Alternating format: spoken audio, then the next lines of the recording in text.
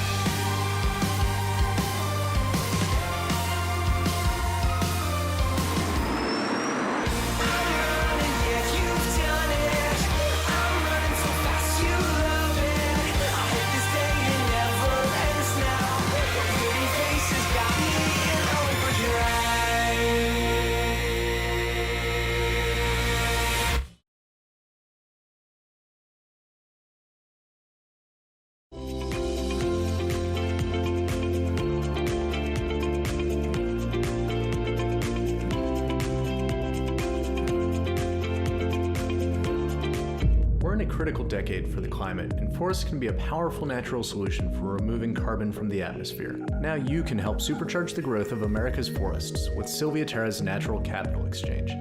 Through NCAPX, you directly pay landowners to grow their trees longer, creating older, more carbon-rich forests. In partnership with Microsoft AI for Earth, Sylvia Terra's forest data scientists developed the first high-resolution forest map of every acre of America. NCAPX uses this data to optimize your carbon payments to create real, immediate, scalable, and efficient climate impact with landowners in your state and your supply chain. Now every landowner and every acre of forest can be part of the climate solution.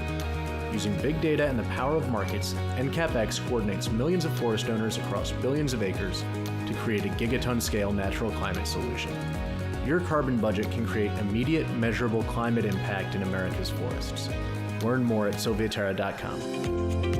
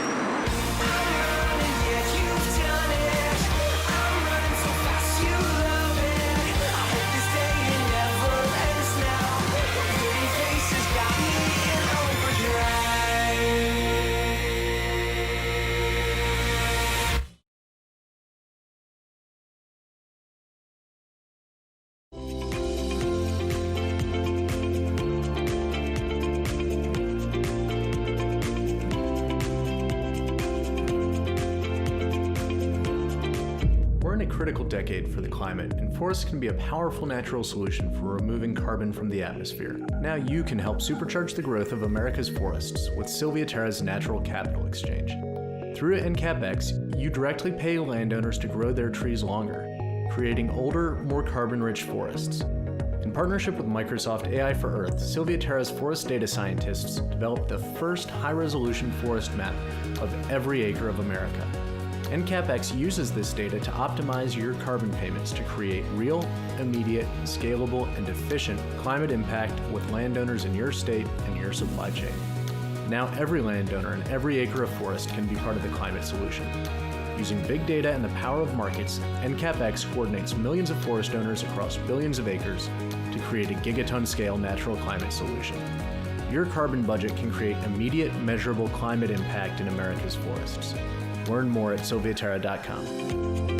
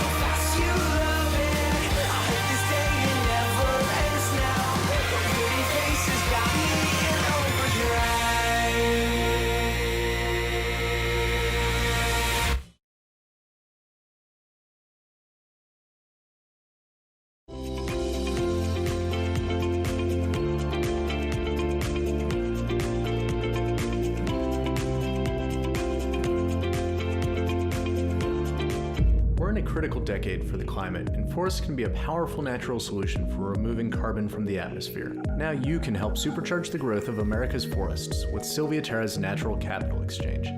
Through NCAPX, you directly pay landowners to grow their trees longer, creating older, more carbon-rich forests. In partnership with Microsoft AI for Earth, Sylvia Terra's forest data scientists developed the first high-resolution forest map of every acre of America. NCAPX uses this data to optimize your carbon payments to create real, immediate, scalable, and efficient climate impact with landowners in your state and your supply chain. Now every landowner and every acre of forest can be part of the climate solution. Using big data and the power of markets, NCAPX coordinates millions of forest owners across billions of acres to create a gigaton-scale natural climate solution. Your carbon budget can create immediate, measurable climate impact in America's forests. Learn more at sylviaterra.com.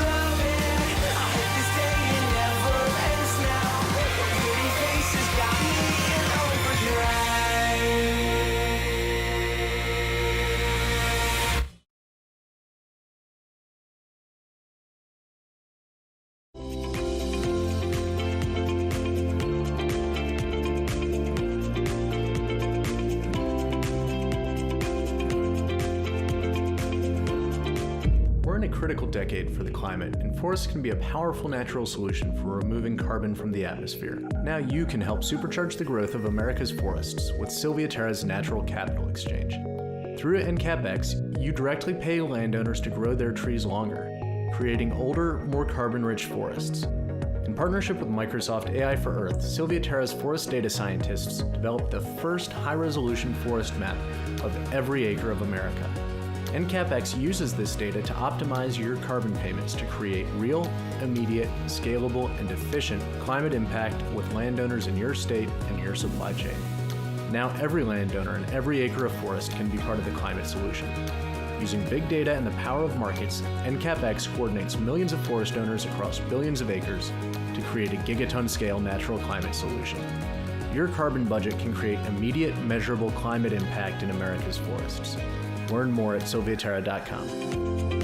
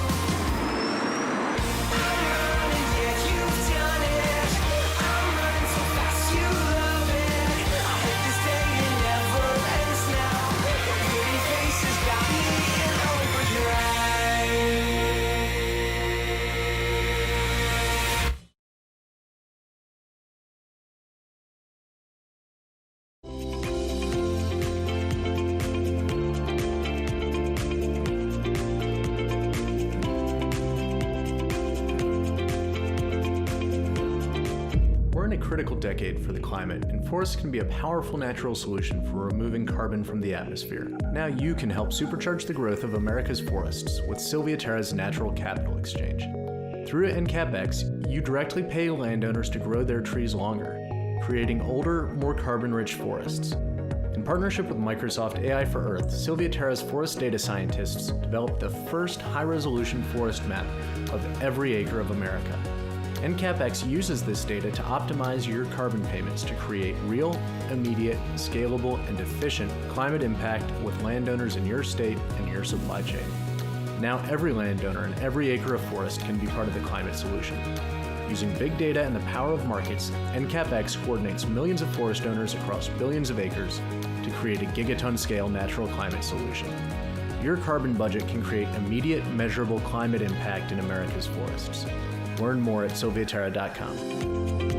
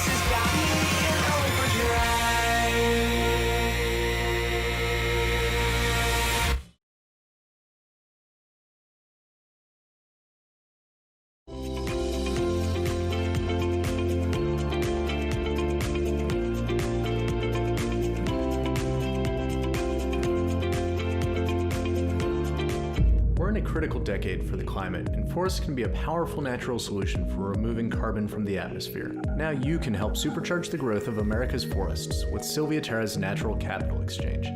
Through NCAPX, you directly pay landowners to grow their trees longer, creating older, more carbon-rich forests.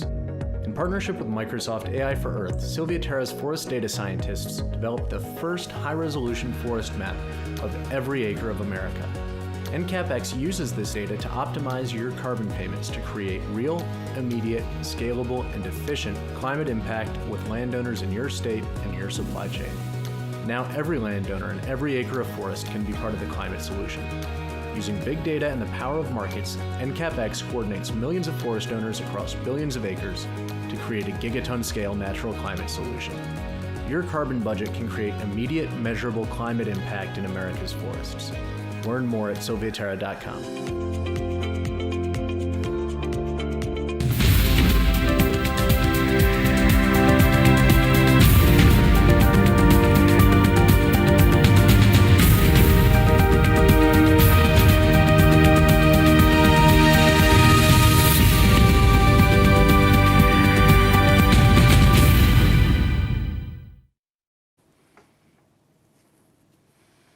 Good morning, good afternoon, good evening, wherever you are across our planet. Welcome to day 5 of the 11th edition of the Sustainable Innovation Forum. I'm Nick Gowing, the founder and director of the Thinking the Unthinkable project. All week we've been asking this question: will the decisions we make today keep us on track for the goals of the Paris Agreement 5 years on? Yesterday was all about industry transition. How will that be achieved? If you missed it now, you can watch it on demand, like all the sessions from Monday, Tuesday and Wednesday as well. They are available to you for catch-up. Here are a couple of the big reflections from yesterday, because UK Energy Minister Kwasi Kwarteng joined us live to highlight details of the UK Prime Minister Boris Johnson's 10-point green plan, with a focus on green jobs, decarbonisation and reskilling ahead of COP26 next year. All of this just 24 hours after that announcement was made.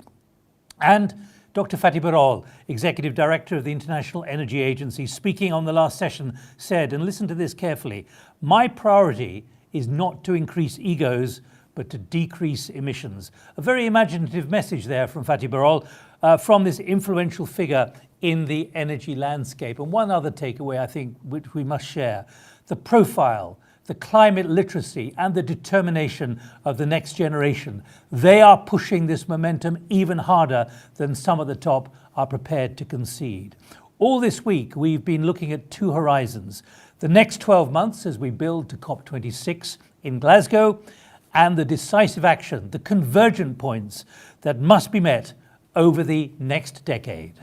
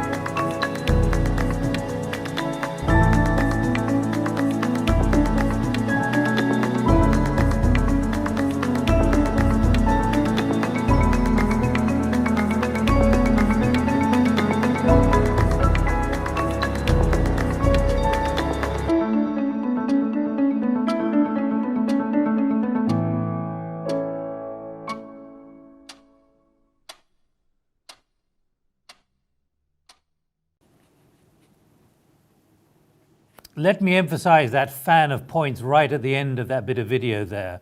showcasing innovation, that's point one. Secondly, building momentum. Thirdly, raising ambition. Fourthly, shaping policy. And fifthly, enabling partnerships, bringing so many of you together. And we know there have been new meetings and new contacts made in the last 5 days of the Sustainable Innovation Forum. It is the last day of the forum, but here's what we've been looking at since Monday. For those of you who haven't yet tuned in, day one, climate policy, finance and decision making. Day two, energy transition. Day three, sustainable mobility and that important youth agenda, a real impact there for the next generation. Fourthly, the industry transition. Now, day five, 20th of November, land use and agriculture. Well, just behind me over here, you'll see we have the climate clock, and I need to explain that. It says 7 years, 41 days, and 22 hours with the 23 minutes and 55 seconds. Why is that up there? Because at the current rate of carbon emissions, this is how much time we all have remaining until we hit irreversible climate tipping points. That'll be at the end of 2027, well before 2030, which is the kind of threshold that many have for their ambitions for greater sustainability and greater carbon reduction. So it's been here all week, and really it is a reminder of the urgency of the emergency. Take that phrase away with you, the urgency of the emergency, but also that we do still have time to act, but it must be now, not in 6 or 7 years' time. So what is today about? It is about land use and digital agriculture, accelerating the fourth agricultural revolution. Today we explore the role of nature, of biodiversity in agriculture, and how can we harness our environment to achieve through agriculture the emission targets we have to meet for the reasons so many of us are familiar with. We'll be diving into the nature-based solutions that are available to all of us, looking at the crucial role particularly of digital agriculture.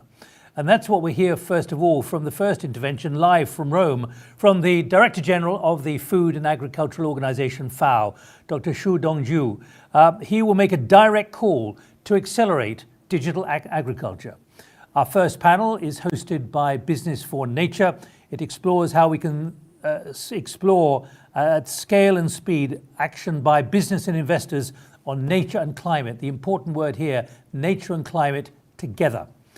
And we'll be joined by COP25 climate action champion Gonzalo Munoz, a farmer by trade and a key figure in the Race to Zero campaign. He'll be joining us live from Santiago in Chile. We'll have a break then, probably about 15 minutes. Then we'll be joined by Capital's Coalition Mark Goff to steer a discussion on the integral role of data for nature-based solutions. And for the last session of the forum, a real achievement. The Governor of California, Gavin Newsom, speaks exclusively to us on the recent US election, the prospects for sustainability and the climate emergency under President Biden, and his support for sub-national government action, something the UNFCCC knows is so critical to the negotiation process next year at COP26. It's embedded in the Paris Agreement. But before that, the first of two special messages from His Royal Highness Prince Charles, a great visionary champion on sustainability and climate change, years before most accepted the scale of the problems and the issues. Ladies and gentlemen, I'm delighted to have been invited by Climate Action to join you for this land use and agriculture event with a focus on accelerating the fourth agriculture revolution as part of the Sustainable Innovation Forum. Now, as you all know only too well, the next 12 months will be absolutely critical as we raise our ambition for COP26 and build our roadmaps for the decade ahead. This virtual gathering could not come at a more important moment in human history. The current pandemic has brought unimaginable devastation to people's lives, their livelihoods, and national economies. At the same time, the green recovery represents an unprecedented opportunity to rethink and reset the ways in which we live and do business. particularly as we look at tackling the interdependent climate, biodiversity, and health crises. A wholesale shift in food and land use systems will be necessary to avert potentially irreversible and catastrophic climate change, soil degradation, and biodiversity loss, let alone, of course, the devastating consequences of conflict and mass migration. This will require an innovative systems approach, one that includes consumers, producers, the private sector, investors, regulators, and policymakers. There is no silver bullet, but we need to start modelling and scaling the solutions to demonstrate what is possible and profitable when choosing sustainable alternatives. Many of you, I know, are farming pioneers who have not abandoned the virtuous circle of nature, unlike so much of industrial agriculture, but have harnessed nature's miraculous, interconnected diversity to run sustainable and profitable businesses, often transforming conventional supply chains in the process. I need hardly say that I very much look forward to your reflections and ideas from an individual farm perspective. Now, as we focus on solutions at an on-farm local level, we also need to think about investing at scale. It is vital to explore cross-border efforts to maintain and restore ecosystems at landscape level. This is why I believe we need to consider institutional investments which seek productively to regenerate large areas of land. With consumers controlling an estimated 60% of global GDP, people around the world have the power to drive the transformation to sustainable markets and sustainable agriculture. We just need to make the sustainable options the most attractive and attainable options if we want to tip the scale. To do that will require coalitions of the willing within the private sector, which is precisely what my Sustainable Markets Initiative is working to achieve. Ladies and gentlemen, today's forum demonstrates that we can join together across the world to drive action and to deliver change. Your efforts will help accelerate our transition to a sustainable future, which is in fact the growth story of our time. So, ladies and gentlemen, we have entered the last chance decade in which we must deliver on climate and biodiversity. We all have a part to play, however big or small, and all our actions matter. If I may, I want to leave you with a short film created to mark the launch of ReTV, the content platform of my Sustainable Markets Initiative, which sets out why the time to act is now.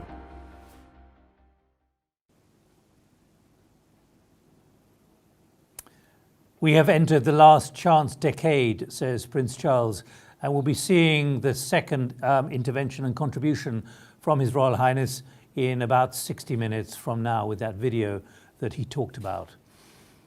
Remember, this forum has been going now for well over a decade. This year it's part of Climate Action's roadmap to COP26, and there is the roadmap between Cancun, Mexico 2010, COP16, right up to COP26, hopefully in November next year, with the Sustainable Innovation Forum 2020 there. You can be part of this process. Get in touch with the Climate Action team to find out much more. Start planning for COP26 in Glasgow next year. In fact, you should already be planning, but help contribute, help bring together, create those partnerships. And that's what the road to COP26 can help achieve through climate action. Let me just thank all our partners at this point in the forum this afternoon. Officially supporting the Race to Zero as part of London Climate Action Week. A special thank you to our headline partner, BMW.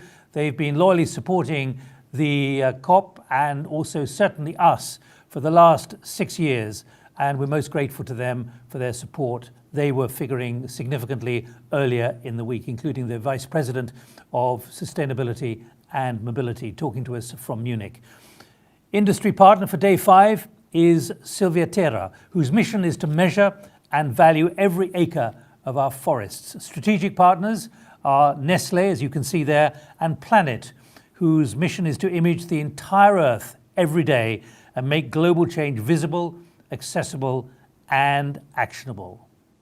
So let's move on with the first of our live contributions. Let's go live to Rome, to the headquarters of the Food and Agricultural Organization FAO, to the Director General, Dr. Xu Zhongzhui. Thank you, dear colleagues, ladies and gentlemen. I'm pleased to be with you today at this event. This is co-organized with Climate Action to discuss the future role and potential of digital technology in agriculture. The world around us was already changing quickly, and then the COVID-19 pandemic turned it upside down and speed up forcible changing. The complex, multiple, and interconnected challenges we face call for an innovative mindset and a new way of working.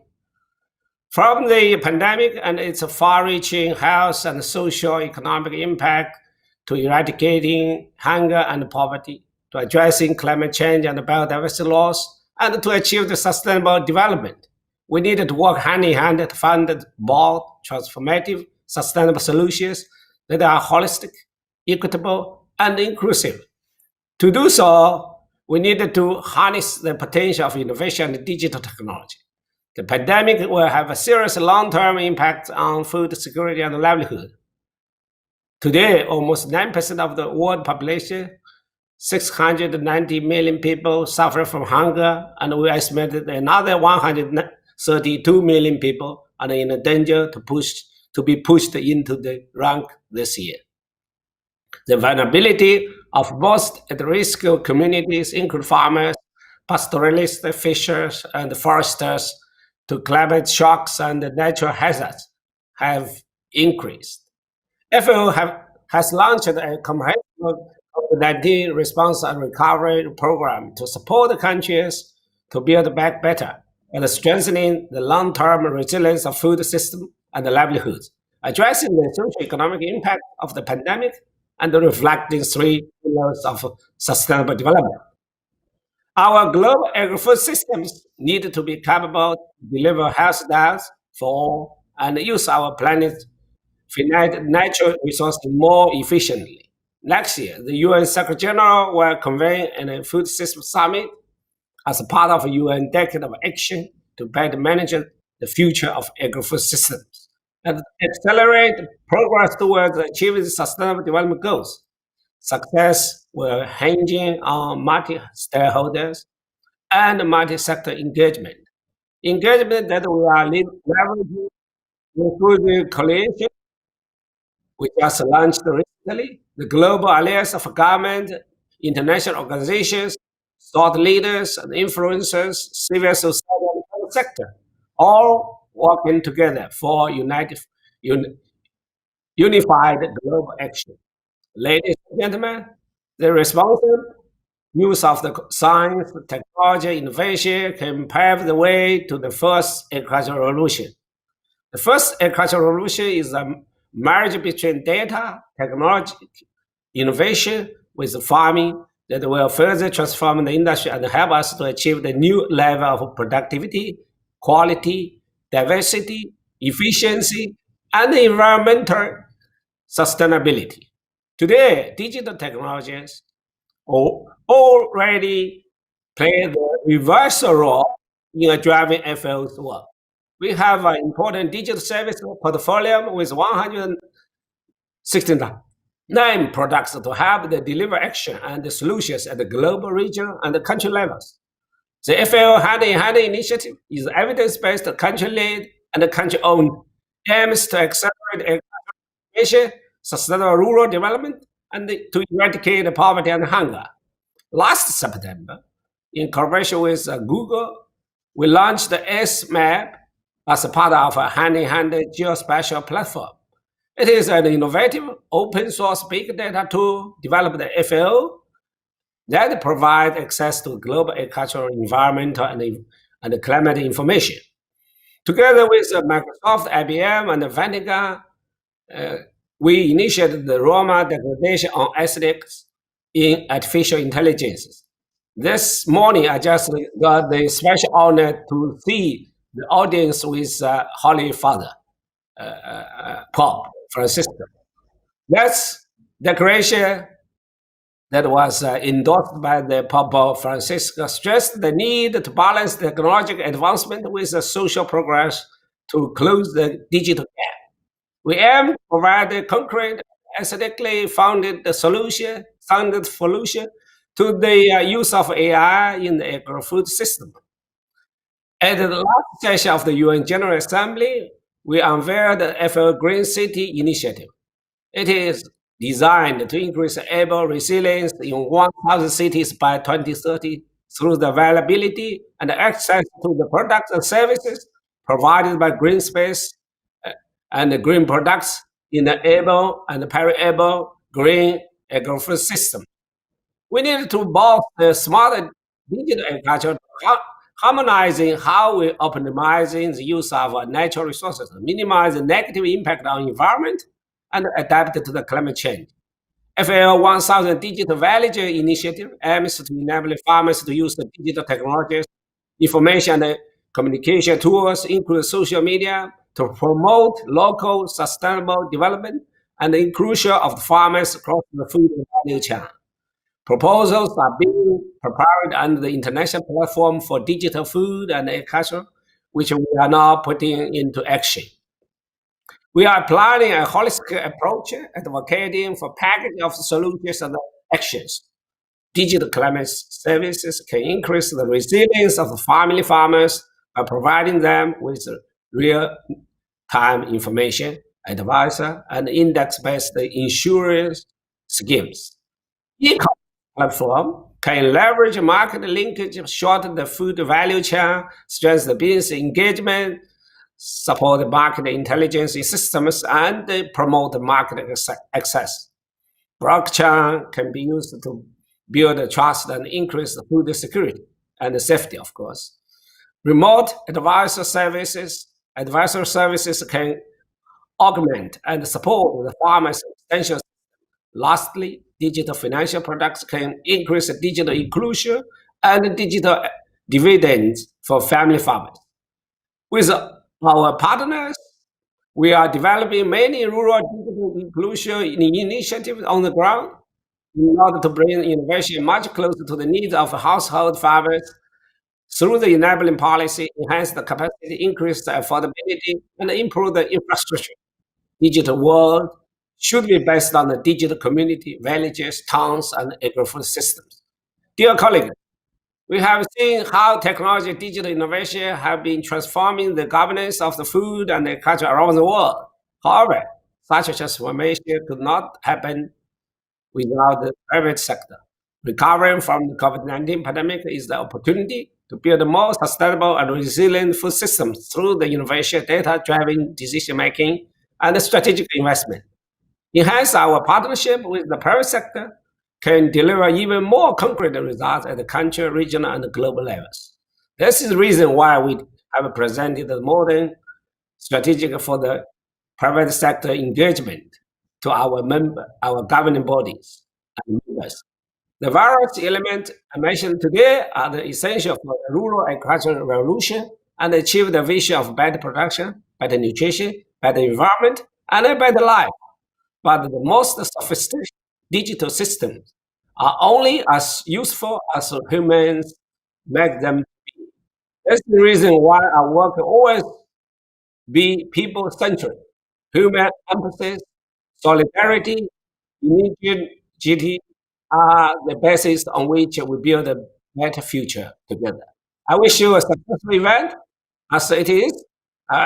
Wish we're willing to have a collaboration more closely with you and make the vision and complete. Thank you, sir. Dr. Xu Dongji, who is the Director General of the FAO, speaking to us live from FAO headquarters in Rome. Just a little bit of housekeeping for you. All of this is being recorded. You'll be able to get all sessions on demand, days 1, 2, 3, and 4 as well as what you're seeing during this session on these sessions on Friday. How to ask questions. We'd like to hear from you. It's been a very rich vein of conversation which has built up in the last 4 days, so please don't hold back. Use the platform where you can click on the live discussion button. There it is. Click on the questions. Let us know what organization you're from, if you are from an organization, and to whom you might be addressing it, or hope will respond to it. So we'd like to hear any comments that you've got. This is about conversation to build those partnerships and awareness of what you're doing so others know about what you're up to. On socials, the two addresses, hashtag Climate Action Live, hashtag Climate Action Live, and hashtag CIF20. And therefore, following us at climate_action_.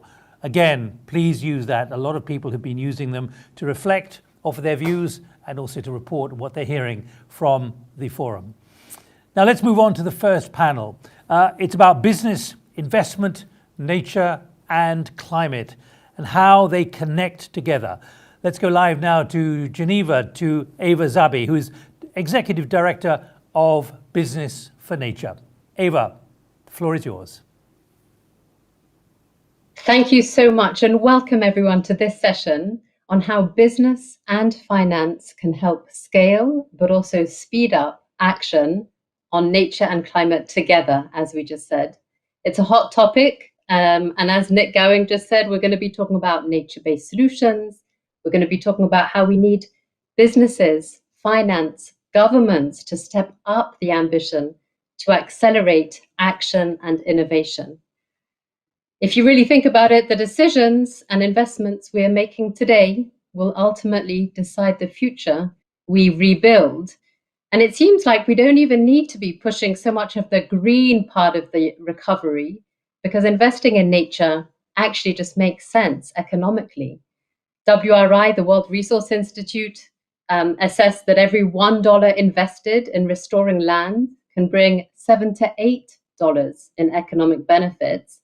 And earlier this year, the World Economic Forum came out with a really important report called The Future of Nature and Business that says that nature-positive transitions could generate up to $10 trillion in annual business value and create nearly 400 million jobs by 2030. So as we emerge from COVID, and we heard from His Royal Highness, the Prince of Wales, and Dr. Xu Dongji from FAO just now emphasized, we need to strengthen the resilience of a number of interconnected systems: food, health, nature, climate, finance, etc. And people are at the center. Now, I don't know about you, but these messages seem to be gaining traction, and they're shared more and more on webinars and events and call to actions and statements. And we can see that the leadership and the momentum is building. We'll talk about some of that ambition and examples, business, leadership examples. But in terms of the momentum, just a personal experience at Business for Nature, within 3 months, we had over 600 companies from around the world, from all sectors and geographies, sign a call to action called Nature is Everyone's Business, urging governments to adopt policies now to reverse nature loss in this decade. And so anyway, as the moderator, I guess I'm keen for us to zoom quickly past some of the maybe more usual high-level messaging and get quickly into some of those crispy examples of the real action that tackles nature and climate together. And also then for us to focus on what we actually have to do right now in the next 12 months. So thankfully, I have an absolutely fantastic panel. And they know that time is short, not only because we only have 10 years of the day to sort this out, but also we only have a very short panel. So let's kick off, and drum roll for our panelists. We have Her Excellency Dr. Yasmin Fouad, who's Ministry of the Environment for Egypt. She has more than 20 years experience in environment international cooperation across the board. We have Margaret Kullo, who leads WWF's global finance practice and is the interim global conservation director as well. She has extensive experience in development finance, lending, investment, insurance, you name it. And then Magdi Badato is executive vice president and global head of operations at Nestle. And he's had many roles at Nestle before as well, including being the CEO of Nestle in Pakistan and Afghanistan. So here we go. So part one is, let's have a really quick recap. We'll warm up, set the scene quickly. We know that the next 10 years are critical for nature and climate. So what do we need to do? What needs to happen in order to scale and speed up efforts during the next decade? I'm going to ask you, Margaret, to kick us off. Over to you, Margaret. What needs to happen in the next 10 years? That's great. Well, thank you very much. You can hear me well? Great. It's a great setup for the discussion, really, and an excellent introduction. We are facing a dual climate and nature crisis and an economic crisis that is ultimately the result of how we interact with nature. And that economic crisis is also already causing significant backsliding on progress against the Sustainable Development Goals. Every other year, we publish the Living Planet report, and in it, the Living Planet Index. The 2020 Living Planet Index shows an average of 68% decline in global vertebrate species populations, mammals, birds, amphibians, reptiles, all since 1970. That's a more than 2/3 decline just in our lifetimes. Species population trends are interesting because they give a sense for the overall ecosystem health, and serious decline is an indicator that nature and the many services it provides us, from the food we eat to the water we drink and the air we breathe, is all in real trouble. The main cause of this dramatic decline is habitat loss and degradation, including deforestation, driven by how we produce and consume food. COVID-19 has drawn a big bright circle around our broken relationship with the natural world, because this habitat loss and degradation is also increasing the probability of zoonotic disease spillover events. I think as a sustainability community, we've done a good job building understanding and awareness of the need to work together to deliver the Sustainable Development Goals, awareness of the urgency to act on climate. Increasingly, I think we're building awareness of the urgency to act on biodiversity loss. We also have some tools, market certifications for sustainable forest products, investment and restoration of landscapes, financial mechanisms like the Global Environment Facility, and we've got private sector initiatives as well, just like the Business for Nature Coalition that you lead. Now, in the next, not 10 years, but now we need desperately to connect the dots. We need all of these efforts to see their interconnectedness and to build on that interconnectedness so that the sum of all of these efforts is greater than their parts, and we can deliver at the speed and scale we need to meet the moment. Thanks so much, Margaret. So, urgency of the situation, 68% of wildlife population lost, habitat loss, etc. And bottom line is, our health depends on the planet's health. So over to you, Yasmin, if that's okay. What do we need to do to scale and speed up efforts during the next decade? And, do we really need more ambition, like Margaret was saying? Thank you very much. Really, that's a very critical question. As you know, that it's not only the nature challenges that we are facing now, but it's all of the global environmental challenges. I think that one important fact that maybe we all forgot with the time of working on different portfolios is that the Rio Conventions, when they were born together in 1992 to boost the sustainable development processes. When we're talking about nature, we're talking about the conservation of the biological diversity. But when we're talking about that, we cannot overlook the impact of climate change and the land that has been degraded. So one part that Egypt, I think, had called the world for it in 2018 during the convention, the COP, the Conference of the Party for the CBD is that our president has called for the synergies again between the climate change, land degradation, and biodiversity. The time that is given is too short to reverse the action and save our planet. And we all know that as we're talking about business and finance, that the financial resources, the public finance that is available will not be able to overcome all the challenges that we are talking about. And we cannot keep of the international community talking about each of those challenges separately.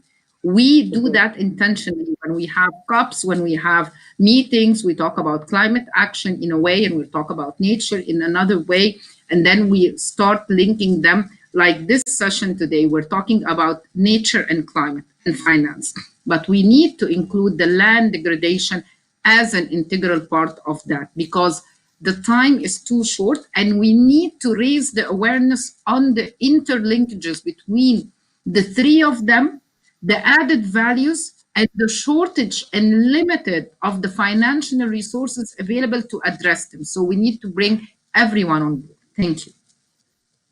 Thank you so much, Yasmin. And we cannot address these challenges together.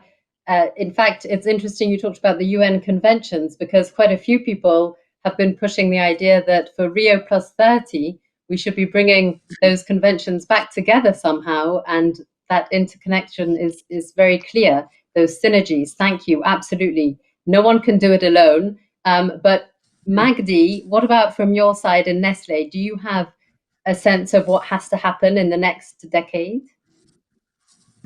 Hi, Eva. Thank you, and good afternoon to all of you. Of course, the next decade is very critical, and as a company, we are going to shift a significant part of our agriculture to regenerative agriculture in our supply chain by 2030. And this is very important because it will help us accelerate, the efforts towards the net zero, going through the halving of our emissions by 2030. And one of the actions was to be a founding member first for biodiversity. There is a coalition for biodiversity, and biodiversity is very important for, of course, regenerative agriculture.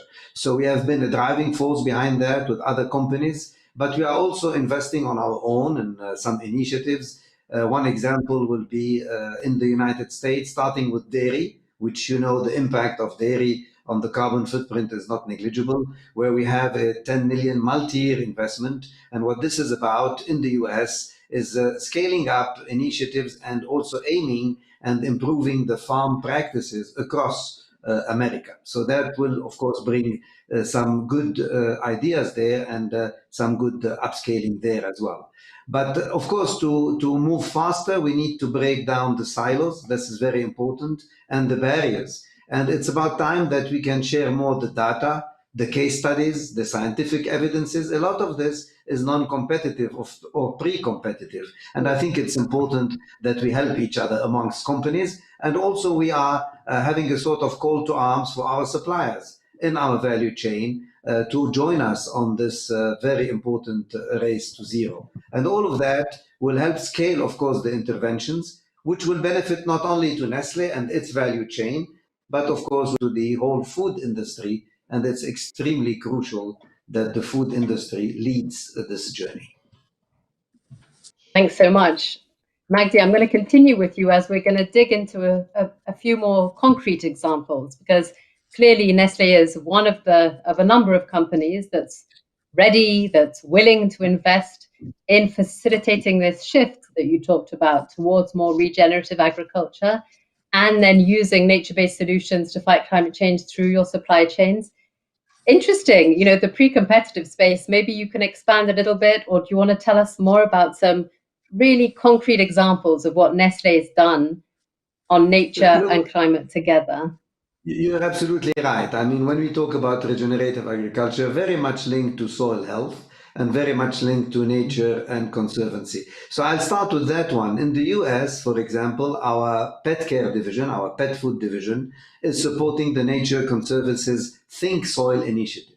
And what this is about is, again, to show and to help show good soil health practices, how they can boost farmer income and farmer margins. because at the end of the day, all this needs to be sustainable. And it's very important to talk also in that journey about farmer livelihood. We will not be able to succeed without taking care in that journey of farmer livelihood. In Malaysia, for example, another style of intervention where we are partnering very concretely with one supplier and to restore migration paths for animals, and by planting simply native trees along the river there. And I think that is, again, another way to take care of regeneration, basically. Ghana and Nigeria, we are working with IDH. A lot of you know this organization. It's the Sustainable Trade Initiative organization based in the Netherlands. We're working with them mainly and other partners. And what we're doing there in those two African countries is professionalizing the farmer, I would say, the farming practices to boost again their incomes and reduce pressure on non-cultivated areas. India, we're working with other suppliers for spices. So what we're trying to do in each country where there are strong points, India is very known for spices. It's actually the spices hub for us, but for a lot of the food in the world. So we're helping improve how spices can be grown in another way in partnership with also international NGOs. So what we would like to do actually in all the areas that touch soil health, that touch nature conservancy, working with partners to scale up those efforts and to move from a series of successful pilots to really making impact at scale. And we cannot be alone. That's why we are teaming up with NGOs, with suppliers, with sometimes other companies to be able to be successful a bit faster. Excellent, thanks. And I can imagine even within a company like Nestle operating around the world, even learning from those cases from Malaysia, India, all over the world, and learning, even scaling and speeding up within the company is in itself a kind of example, a challenge in itself, but you're getting there. Okay, great. Thanks, Magdi. Maybe I'll hand back over to you, Yasmin. Maybe in Egypt, do you have examples of businesses or finance or other examples that really bring nature, people, food, as you were talking about, land, concrete examples to share with everyone today that have been successful? Yes. Thank you. Yes, thank you very much. I think that two quick examples that I can just bring to the table was the reuse of the animal waste and the agricultural waste in the construction of the biogas unit that provides clean energy for the rural communities, especially for the women. And this is in itself was a very good example of how can we reuse once again the waste, and how can we even use the waste from the animal and provide clean energy that in itself is very good even for the part related to the soil. Another example when we're talking about nature and climate change, how did the local community around the protected area make conservation to the medicinal plant in St. Catherine. And this is in itself is a very good example for the microfinance, because those local community there, either from the women or from the men, they used to take those medicinal plants and burn them in order to have fuel for their houses. Now, with the change of those practices, they are the one who are conserving the medicinal plants, and they are not burning that anymore. So there's no emissions coming out, but they are conserving the medicinal plant, have their own market and outlet, have their own way of selling those products within St. Catherine in South Sinai and even beyond that. What I try to give here is that as long as we are converting our challenges into solutions that provide income, whether at the small scale, at the medium scale, or at the large scale, that will make a huge difference in linking the nature and climate together. But as long as we're only saying that there is a linkage without giving that economic part that you, Eva, have presented in the beginning, nobody would listen and there will not be a really accelerated action. Over to you.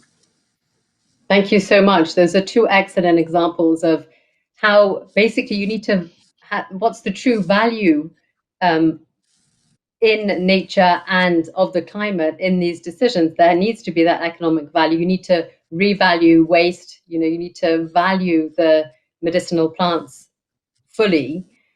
So Margaret, over to you in terms of just some examples, and we'll go to some questions from the audience. Sure. I'd like to bring up an example that goes back to a point that Minister Fouad made a bit ago about the need to also bring in the UN Convention to combat desertification. So all of these conventions sort of sit together in addition with the Sustainable Development Goals. So climate, Convention on Biodiversity, the Convention to combat desertification. There's a finance facility that was set up under the UN Convention to combat desertification called the Land Degradation Neutrality Fund. It's a blended finance fund that was the first of its kind, designed to leverage public funds to raise private capital for land rehabilitation and sustainable land management. That includes sustainable agriculture, sustainable livestock production, livestock management, agroforestry, and sustainable forestry. And it supports the goals of the convention and also is put together, I think this is a really important point, by a very diverse set of partners. The Global Environment Facility, WWF, is also part of the GEF partnership. The European Investment Bank and the French Development Agency, among others, are anchor investors. There are private foundations like the Rockefeller Foundation, there are insurance companies, the governments of France, Luxembourg, and Norway. And the fund is managed by Mirova, which is the impact investing arm of Nataxis. So the more we deal with these really complex, interrelated, interdisciplinary challenges, we also need similarly to have these kinds of innovative partnerships. And they've set out to do something that's really rather tough. They're going to make the case that it's economically viable and potentially even financially viable to invest in sustainable land use practices, to restore vital ecosystems and empower sustainable businesses. It directly addresses the Sustainable Development Goal 15, Life on Land. Target 3 is a land degradation neutral world by 2030, and does this in the face of increasing challenges from climate change and to strengthen the productivity that we need to sustainably feed ourselves. These are exactly the kinds of patient, innovative, interdisciplinary partnerships that we're going to need more of going forward. Back to you. Well, brilliant. Thanks, Margaret, for that example. We're getting a whole suite of examples coming in here, and we're seeing more and more companies and financial institutions also setting their ambition level towards net zero and nature positive at the same time. A couple of weeks ago, GSK announced their ambition. We've got Walmart has pledged to achieve zero emissions by 2040 without carbon offsets, but has also committed to protect and restore at least 50 million acres of land and 1 million square miles of ocean by 2030. So that I'm not going to, read a whole lot off. We're going to go to some questions from the audience. A couple have come in that I thought were particularly interesting because we're talking about the interconnectivity, and I'll let one of you jump onto this one. So the question is, how can we encourage the co-land use and interlinkages between regenerative agriculture and renewable energy, using agricultural land for food production and wind and solar energy production? Does anyone have a view on that? And the other question is, how much responsibility do businesses have to push governments on more ambitious policy and regulation on nature and climate? So two quite different approaches. One is the holistic on the ground. How can we integrate, regenerative agriculture and renewable energy? And the other is, what's the role in for companies and financial institutions to push even more policy ambition? So who would like to go first? Magdi, go for it. Maybe just a comment on, the first question about, how can we let things coexist? Maybe two thoughts. The first one, of course, yield is important at some point in time. And that's why we should be very careful. Whatever we do in soil, we should not be losing a lot of productivity or a lot of yield. We know today that some of the so-called perceived better practices, if you talk about organic or other things, make us use, if we're not careful, yield and output. And that's important because then you need more land. And then not only for the question that was raised, but also for overall, productivity of and food security. So of course, applies to those renewable energies, yield and increasing, what we can take out of a wind farm or what we can take out of a solar farm is also very, very much important. The other one is, of course, how can we make better use of the soil is the multi-cropping. That will be the other thought I want to bring to the table. And we have done this successfully in a lot of our experimental farms where we combine, even if we have coffee farming, we combine with bananas, with chilies. We did that in a lot of countries and it works quite well. So if you have a multi-cropping system, you automatically not only increase the yield, but also increase the income of the farmer, and you improve the soil health. So it's not one magic bullet, but of course, by taking care, we can reach a solution that is more sustainable and encouraging other types of crops. Today, the nutrition of the world is based on 4 main cultures. We talk about rice, maize, wheat, etc. There is a lot that Mother Earth has to offer, which is untapped opportunities. What we are trying to do as a company is put recipes on the market that use those other types of crops to encourage, that we move from a kind of 4 or 5 types of cultures to many more cultures, because that also will improve overall food security. So there is no one magic bullet, but there are lots of things that could be done and not to fall into the trap of either or. Absolutely, thanks. And the diversity, and I'm happy you picked that up because someone also wrote a question about or a comment about the need, the issue of monocropping, and we need to diversify the variety of all of the food that we rely on. And in fact, I read the other day that 60% of coffee varieties face extinction due to disease and deforestation, threatening the future of coffee production. So it's pretty intense. I'm just looking at Yasmin. Would you like to jump in? Yes, thank you. Yeah, for the second question, thank you very much. I think that one success story from the business community is that when the business community start exemplifying and putting on the ground some projects that would push further governments to think of more policy reforms into that regard. Let me give an example on that.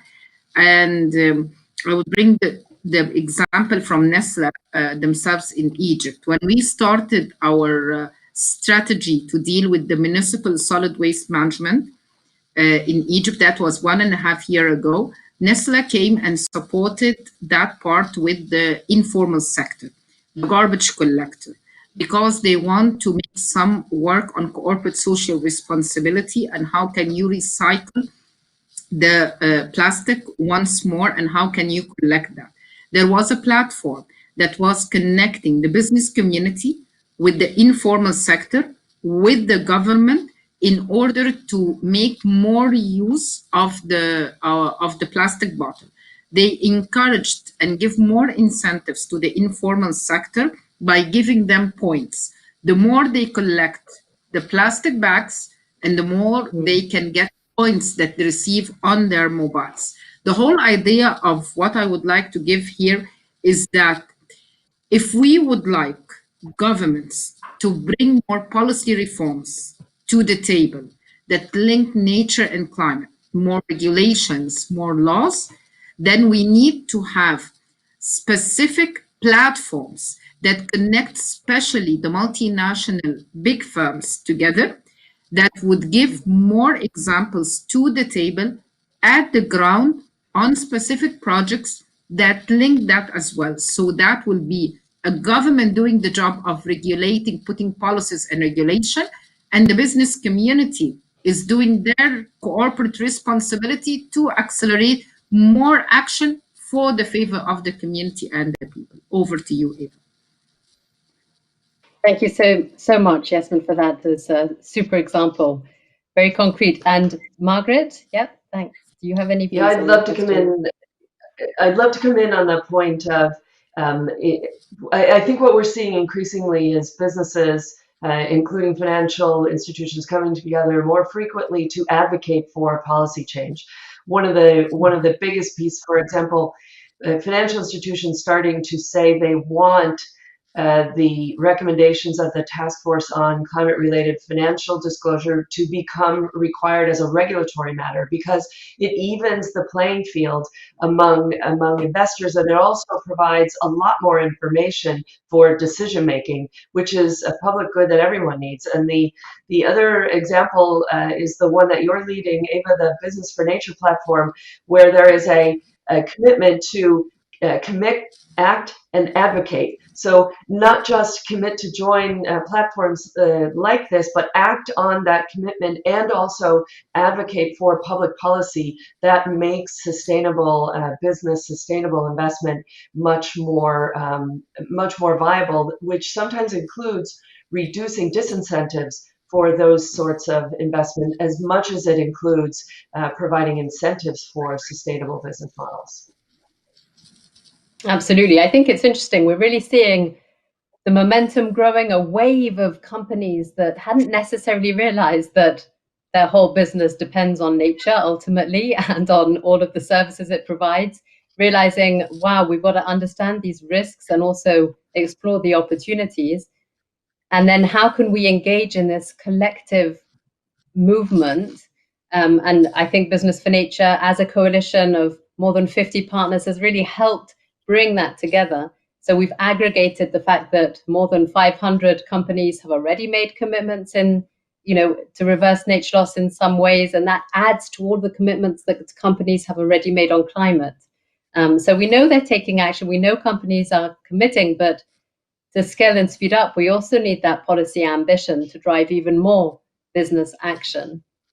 Great. So time is ticking, and I'm also really keen to hear from you about what you think really needs to happen in the next 12 months. So we've got the big challenge, all these interconnected emergencies, so many players, so many things that for one, at least my small brain can't deal with too many, but we all together can sort some of these challenges out.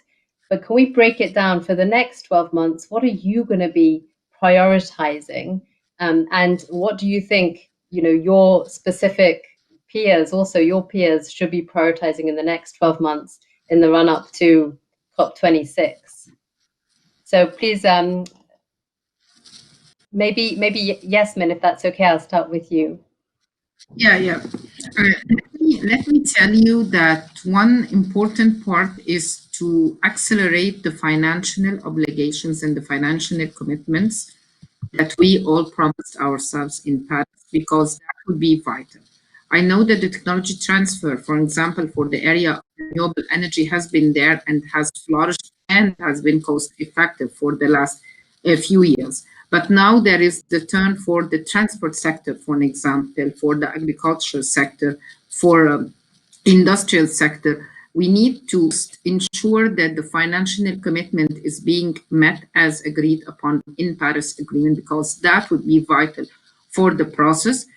Yes, important to accelerate other financial mechanisms to leverage private finance, but that is an add-on other than the financial commitment. Secondly, countries should really work harder on greening their own budget. Let me give a quick example of what Egypt done 2 weeks ago. Within our plan of the Green Recovery and Build Back Better, the Cabinet of Ministers has endorsed a new environmental sustainability criteria to be 50% of the scoring of our next national investment plans, which means that more mainstreaming of environment and climate change in the criteria for giving out the funds for other line ministries to implement their projects.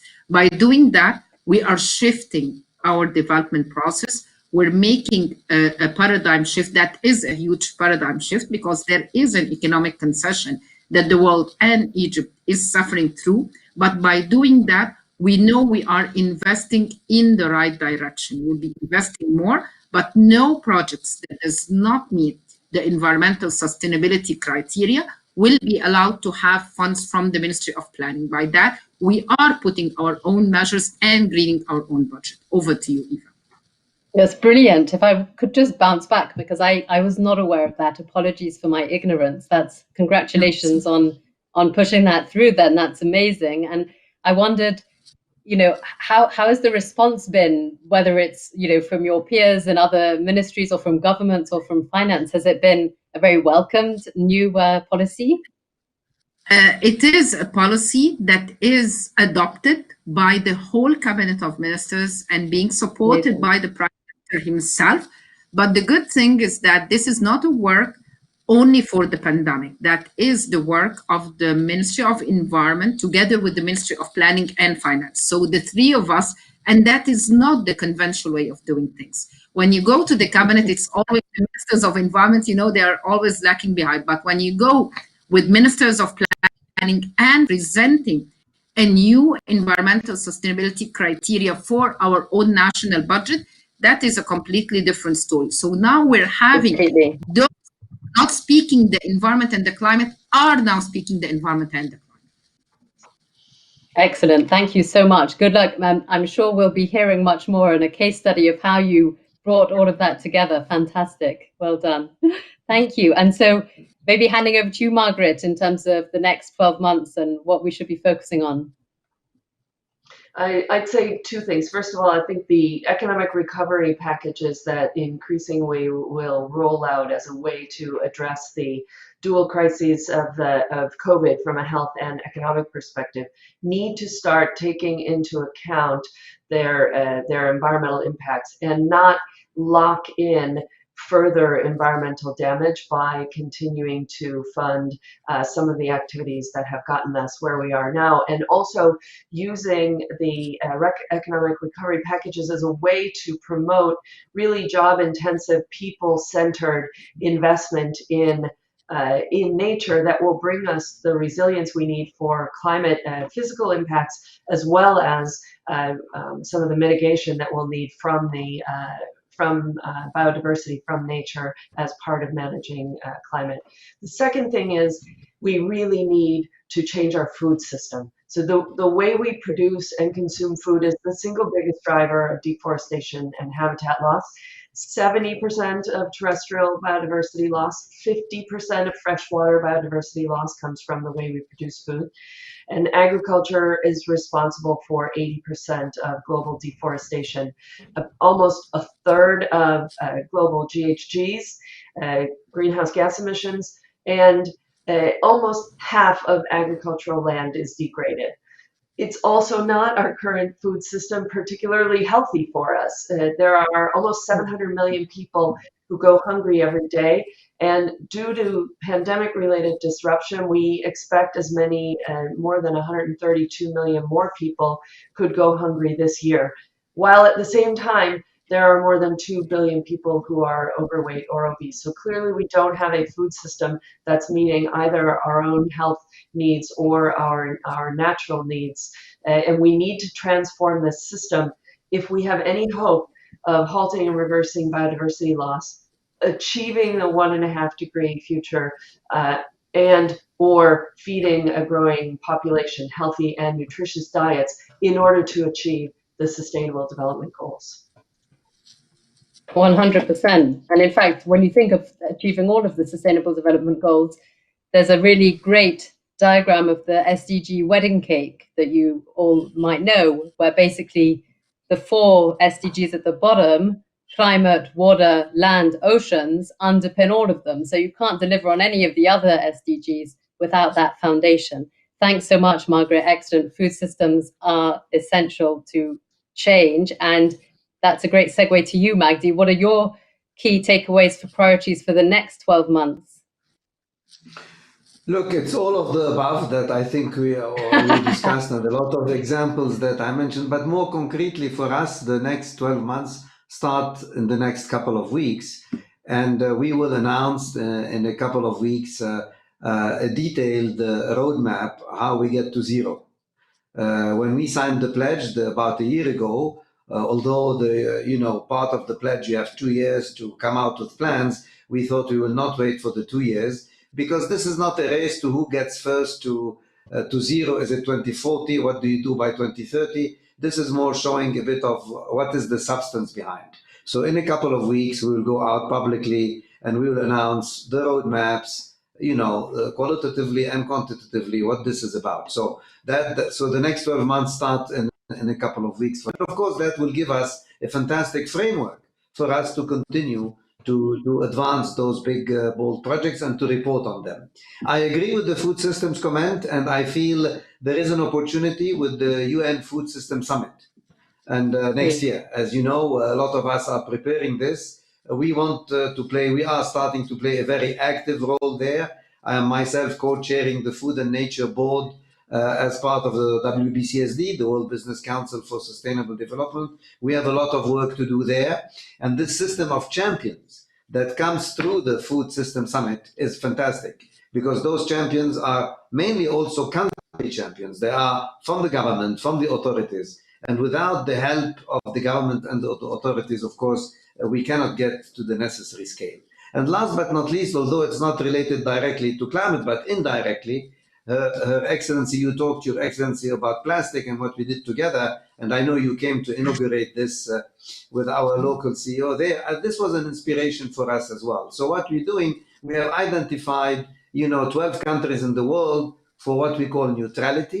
And we have identified another 17 countries in the world for improving recycling systems and putting in place infrastructure. So we're going through the motions to building on a couple of pilots which were successful, how to scale this up. And that's extremely important, because what we did in Egypt is moving from the informal sector, as Her Excellency explained, to more formalizing it. So there is hope, and it is possible to get that scale. So it's indirectly linked to climate change. We know packaging is responsible as well of a certain part of our carbon footprint. So these are the three things, but many more. But yeah, it starts in a couple of weeks already.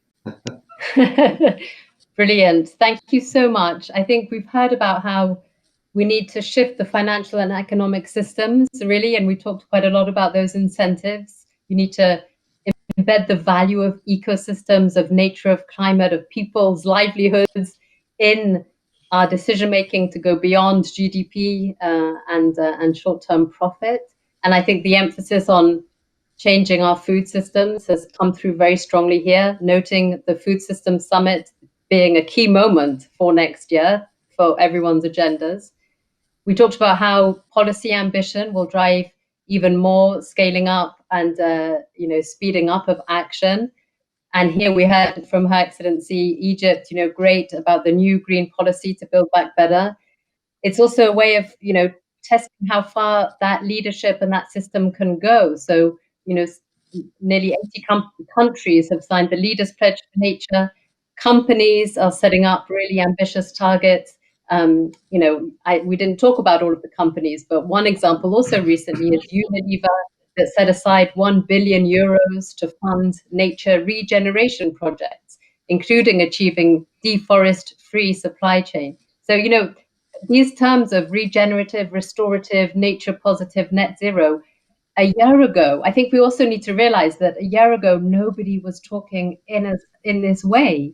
So we have been through quite a rapid shift, and that gives me a lot of optimism.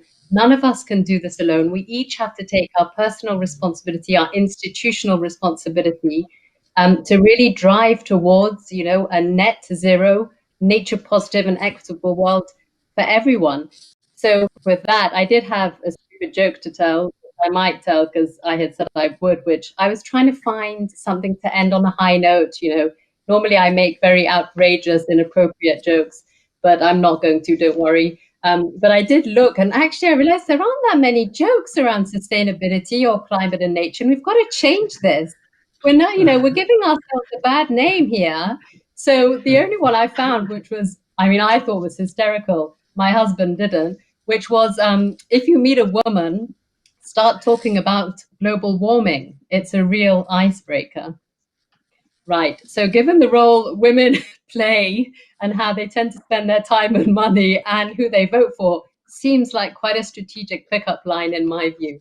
So with that, thank you so much, Your Excellency Magdi, Margaret. It was a great conversation. I'm going to hand back over to you, Nick.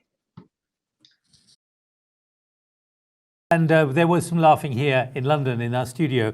I should encourage people maybe to send in jokes in the next hour and a half before we close the 5th day of the forum. Let me just give you a couple of comments. Wonderful to hear the discussion about regenerative agriculture. That from Ted Sheldon at the Centre for Global Studies at the University of Victoria in Canada. It happens to be in Canada, this one. Chris Nichols, given our short time left, we need to put multiple ideas on the table, but they need to be scalable by combining small scale and urban farming to leverage their true power, as well as scaling up large farming. We need to make production and processing systems global greenhouse gas neutral. So not jokes, but these are some of the contributions we've been getting. We've got a lot more as well. Keep them coming, please. We're now going to move on to the next area of conversation. Moving forward, what we heard from the FAO about half an hour ago. We're going to go back to the FAO in Rome because I'm joined by Zitouni Adada, who's Deputy Director of the Office of Climate Change and Biodiversity and Environment at the FAO in Rome, because we're going to be talking more about digital architecture and agriculture. And Zitouni, you're going to be talking to Gonzalo Munoz, who is the COP25 Climate Action Champion from the UNFCCC. He's going to be speaking to you live from Santiago in Chile. But first to Rome, to Zitouni. Zitouni. Thank you very much, Nick, and welcome to everyone who's joining us at this Climate Leaders live session, the fourth agricultural revolution, now or never. My name is Zitouni Adada, as you said, Nick. I'm the Deputy Director for the Office of Climate Change, Biodiversity and Environment based here in Rome. And I'm very pleased indeed to conduct this interview for this session. I'm very pleased to welcome our guest, climate leader today, Gonzalo Munoz, who is the COP25 high-level champion. Welcome, Gonzalo, and thanks very much for taking time to join us. Thanks so much. It's a great pleasure. Great, thank you. Before we start the interview, let me just remind people who are joining us that you can put your questions in the chat box. I would very much welcome that, and I will look at them and will be with pleasure to include them in the question that I'm going to ask Gonzalo in a minute. But let me first just to set the scene before we start this interview, so that everyone understands what we're talking about. Collectively, basically, we're not doing enough really to achieve the Paris Agreement goal and the Sustainable Development Goals. And because we are in a race to achieve a net zero carbon emissions by 2050 at the latest. So there is a global campaign for this race to zero, which is aimed at raising ambition and building momentum and mobilizing leadership from the various actors that we need ahead of COP26 and beyond. Gonzalo, I understand that you and the UK champion for climate change, you have been leading this campaign for Race to Zero. And both of you as champions, you have also been driving the Marrakesh Partnership for Global Climate Action, which is also aimed at mobilizing non-state actors from outside government, because we need all the actors, obviously, to help us to raise ambition and to build the momentum. And I think it is clear that everyone is concerned and should be involved in this race, especially all the sectors of the economy. And here I just want to zoom into agriculture, and there are two important aspects about the agricultural sector. On one hand, agriculture is an important contributor to greenhouse gas emissions and therefore to climate change. But on the other hand, the agriculture sector is also an important part of the solutions that we need to tackle climate change. So my first question to you, Gonzalo, is how do you think agriculture can help us get to net zero by 2050? So thank you, Setuni, and thank you, of course, Sustainable Innovation Forum for the opportunity to speak here. I will speak not only as the high-level climate action champion, but also as a farmer myself. I'm a practitioner. I've been trained and worked in this field for so many years.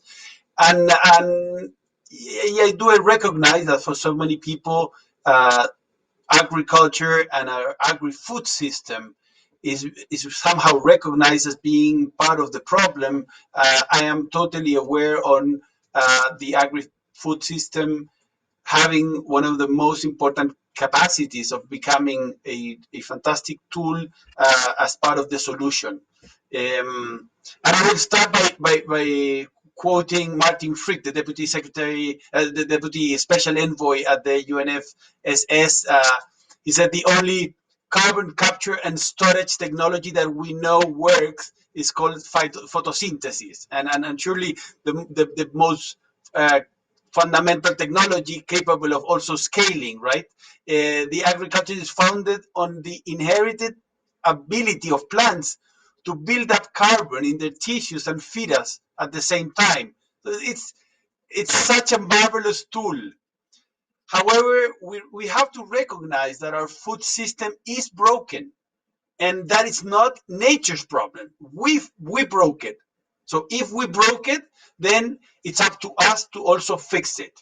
As Agnes Kalibata says, our food system holds the solution to the problems we face. So the point here is how we as farmers can turn the tide, shift from extractive to regenerative. It's absolutely a necessity. And I'm very connected, aware, surprised, happy of how much the agri-food regenerative system as a whole idea has gained a very important speed in the last, I would say, months. For net zero, this means adopting all the regenerative practices that put more back on the land that they extract, drastically reducing our dependency on synthetic fertilizers that account for the majority of agri-food carbon footprint today, understanding and boosting particular strategies that are very promising, like enhancing soil health for better yields, environmental services, and carbon sequestration. The soil health is absolutely key because it delivers not only mitigation, but also helps on increasing our capacity of adapting. It's a lot of our resilience capacity is based on the health of the global soil. Well, you mentioned, the soil health, and we'll come back to that in a minute. I've got some questions to you about that, but let me just start with the importance of innovation and technology, because obviously when we talk about the fourth agricultural revolution, innovation and technology are going to be absolutely key if we want to increase production, to feed the growing population in a sustainable way, but also to look after the environment in exactly the same ways you said. But we have to also think about the vulnerable communities, and it's good to hear from you as a farmer. So when we talk about the fourth agricultural revolution and the importance of innovation and technology, so how do we make sure that smallholder farmers in particular benefit from these revolutions and they are not left behind? Well, yeah, I mean, I understand myself also as an innovator. So, for example, when it comes to the wine we produce it with less than 50% the water that is required in the region where we produce our wine. That's all being done through innovation, using the right technology. I've worked around circular economy for the last 15 years, and I understand how much we need to position circular economy in the center of the agri-food system in order to maximize the production but minimize the impact that we are creating.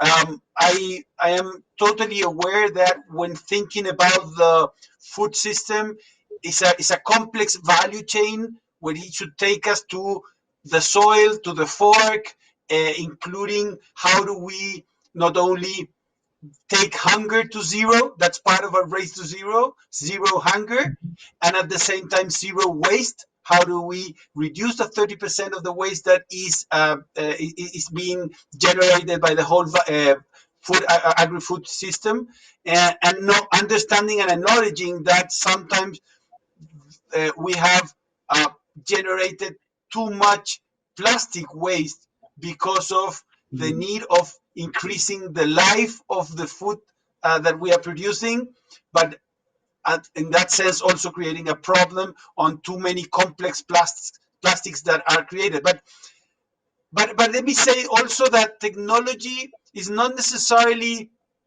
or innovation is not necessarily the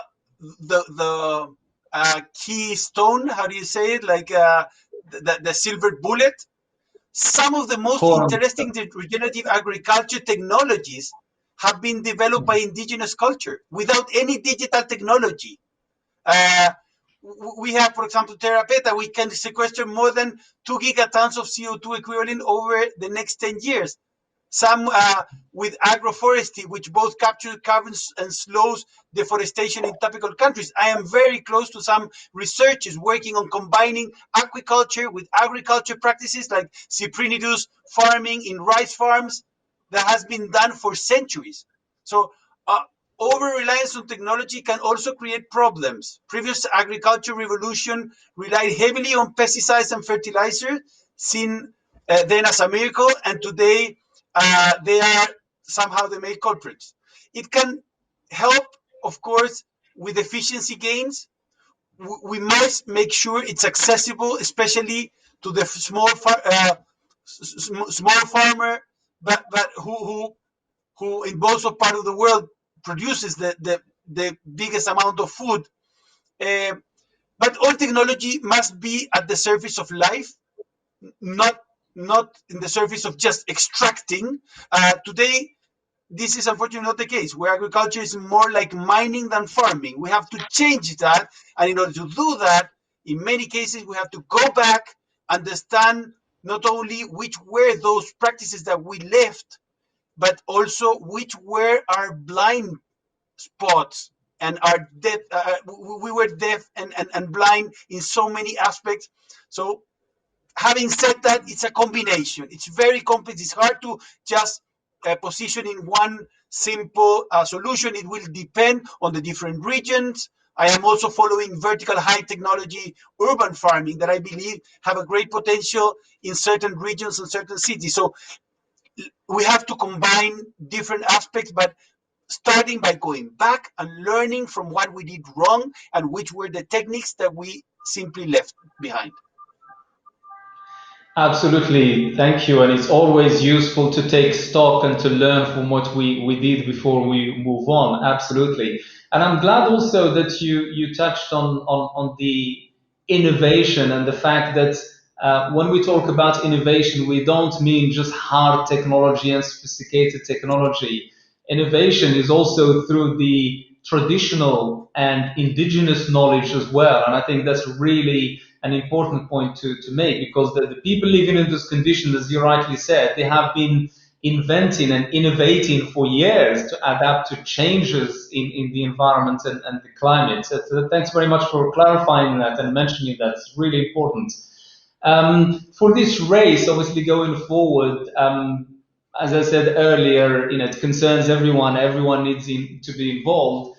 And I just want to ask you particularly what you think of the role of young farmers in this race to net zero, and also to achieving the resilience of the agricultural sectors to all the challenges that we're facing.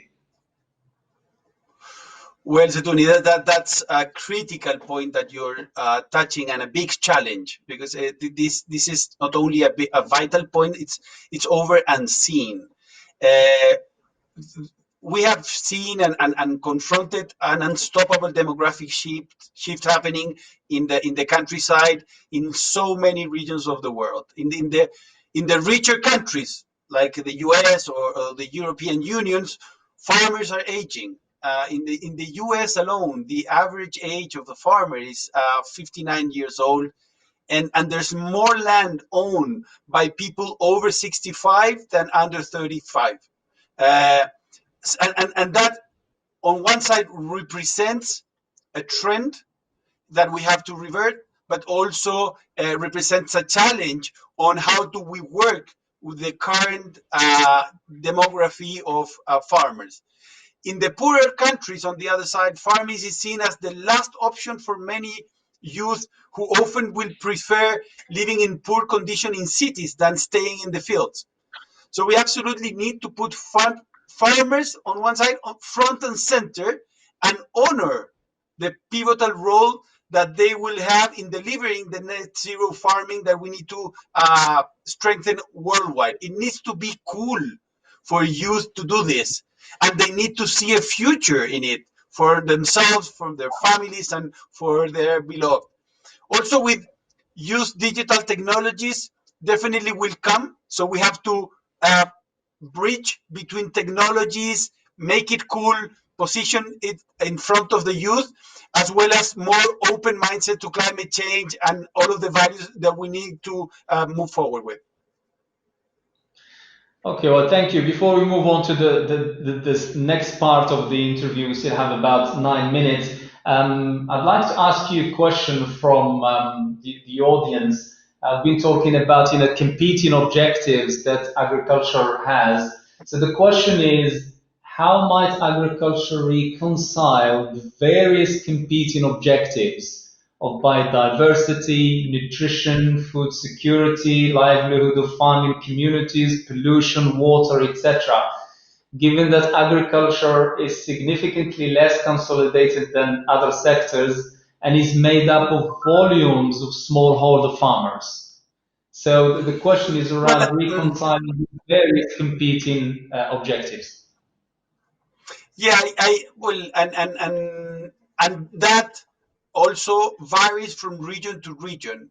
But in general, and I'm of course simplifying that, something that is extremely hard to simplify, because at the same time we need to solve the about 1 billion people that goes with hunger every night to bed, but also with hundreds of millions of people that are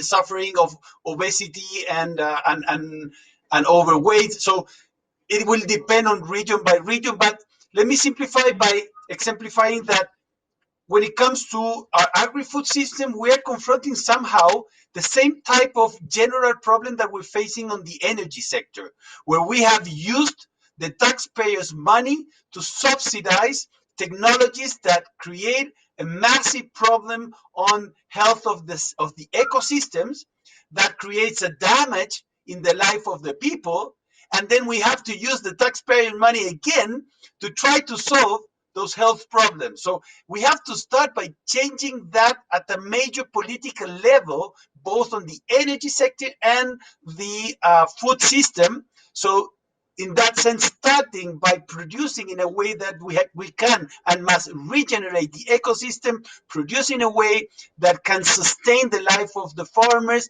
put the farms in the center of being those deploying the solutions, and then providing the right type of food that is required for every region of the world in a way that also reduces the waste.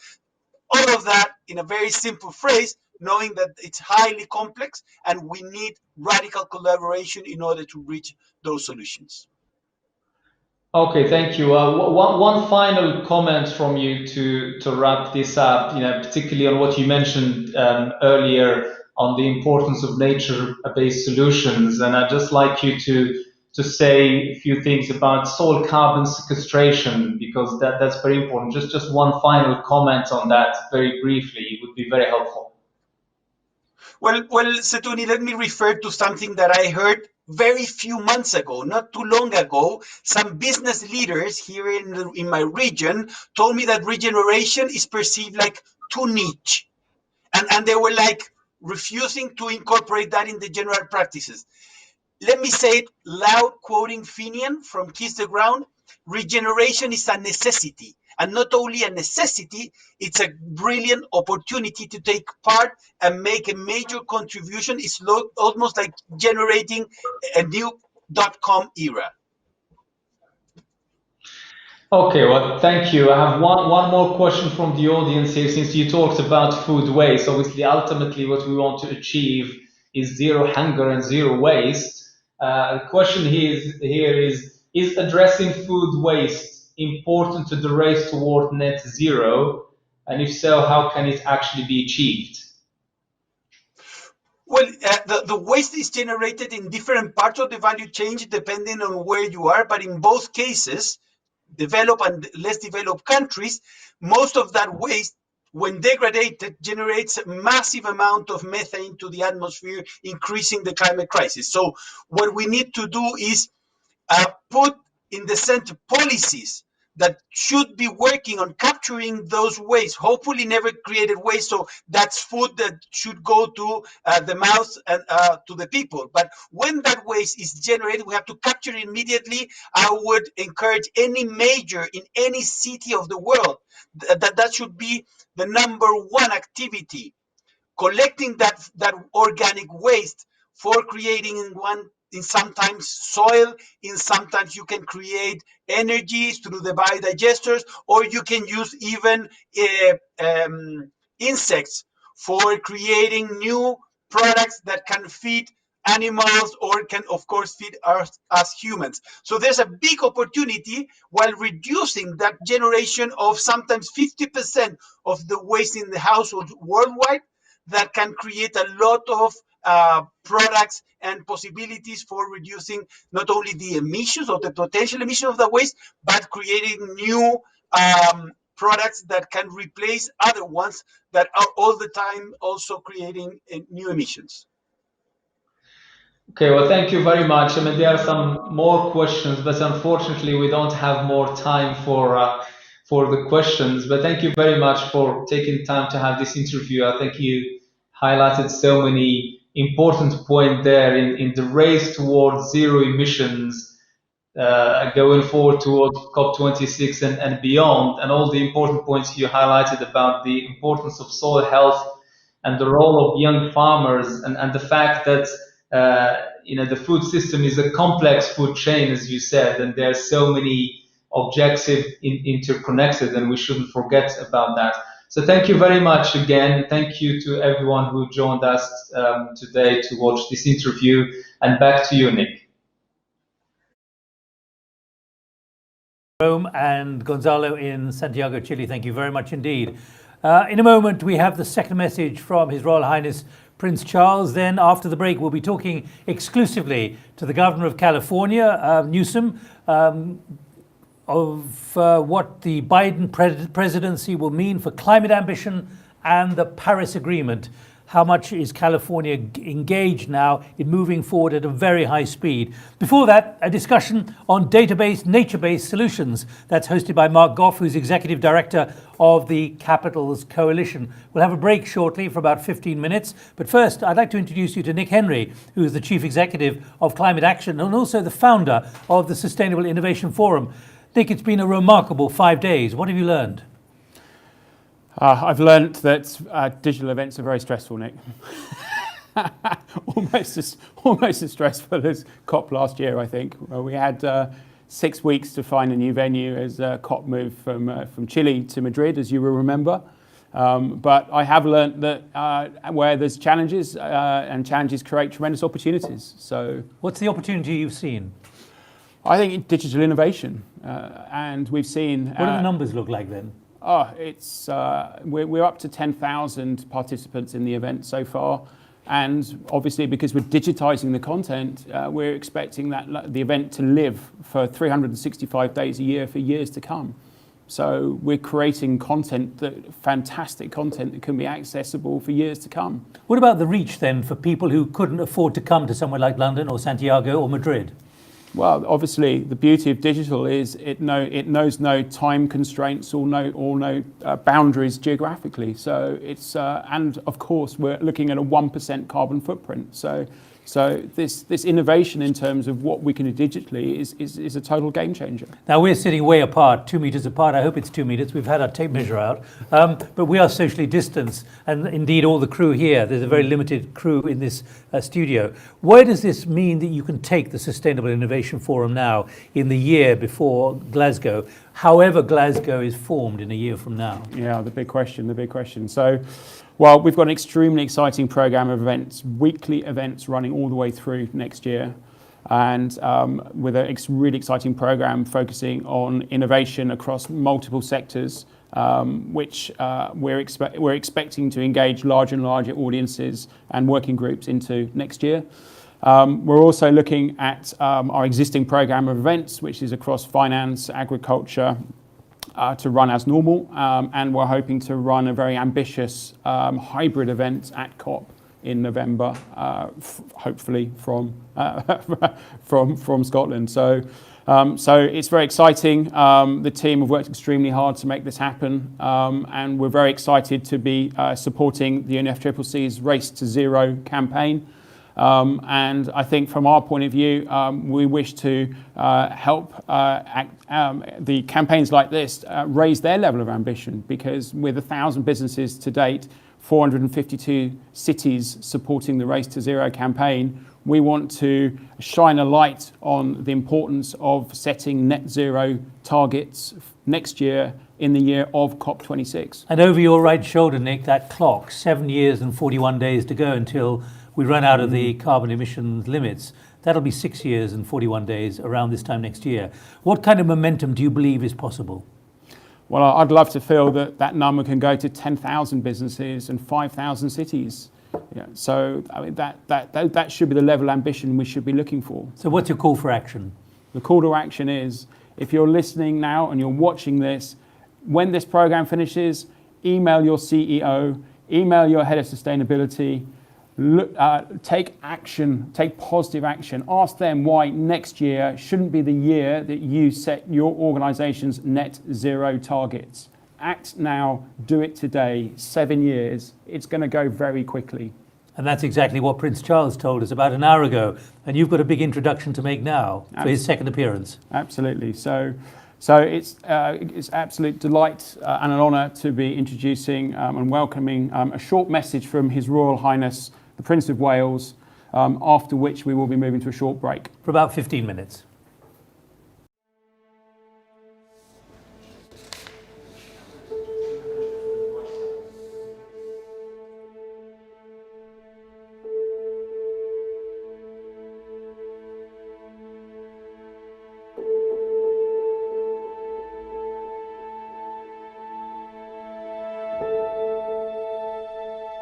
We've forgotten sometimes, I think, that we are part of nature. So what we do to the world around us, we are doing totally to ourselves. We can't go on, I think, equivocating on this and just expect us to test the world ultimately to destruction before you can prove that you have destroyed it. It is climate change. That's pointless to me. There is life after apparent death from the current conventional approach. We've got to come together as a world on this. I feel very strongly that we have to develop an approach which, by putting nature at the center of the whole process, what profit we make, we have to also make a profit for nature by putting something back. So my and your children and grandchildren can have some kind of reasonable future. At the moment, we are literally compromising it. We can't go on, now with all the ice cap melting completely. I mean, this is terrifying to me. It always has been.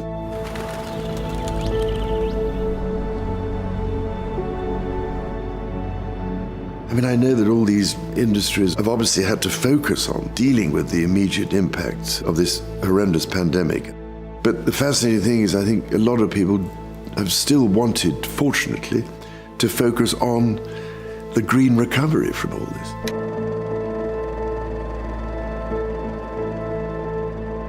It was really from the 1960s onwards when suddenly all sorts of things were being abandoned left, right and centre. I remember watching in horror as hedgerows were grubbed up and trees were cut down, and all the marvellous places I'd known when I was young, the wildflower meadows and the wetland areas and so on were being ploughed up, because it was supposed to be more efficient and productive. It upset me deeply because it seemed to me it was all going too far, too fast. And if you go too far one way, inevitably there has to become a moment when you have to rebalance it. If science has taught us anything, it is that the environment is full of uncertainty. The race in which we are all engaged now is to restore harmony to the forces of nature. Do we want to go down in history as the people who did nothing? I thought I was being perfectly reasonable about it, but oh no, it was considered as the most appalling thing anybody could ever suggest. Thank you, Leslie. Just for suggesting, for instance, that you should mix affordable housing with private housing. Or how do you actually design a system of farming which is agroecological? In other words, it puts the biodiversity and natural part at the center of the whole operation.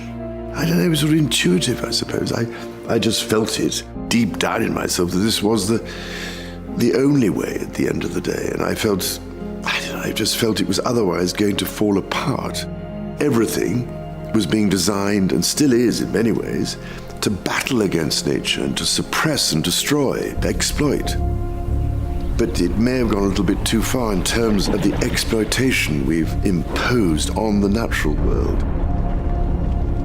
which I suppose you could get away with for a certain amount of time because it wasn't apparent that we were doing lasting damage, as with carbon emissions from all the fossil fuels we burn in every form or other. It took people a long time to recognize that this was causing a huge problem in the atmosphere and warming our whole planet. And still people deny it. Until recently, nobody would have paid the slightest attention.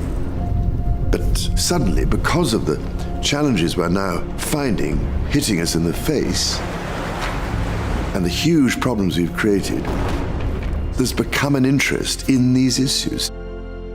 I spent a lot of effort over my lifetime trying to bring people around the table with the Sustainable Markets Initiative, bring them together, industry by industry, to focus on how can we more rapidly decarbonize each industry, make the transition necessary, and actually find a much better way of doing things. Everything in nature, it's a finite resource. There's only a certain amount within the planetary boundary that we operate in. And the trouble now is that through this whole approach partly to convenience, we've forgotten that we have to live within the planetary boundaries. We have to make a real integrated global effort. At the moment, we've so degraded natural systems, ecosystems, biodiversity, that it's becoming increasingly impossible for nature to sustain us. At the moment, it's all take. Now we've reached the situation where we really need 4 planets like Earth to survive or to provide enough for everybody.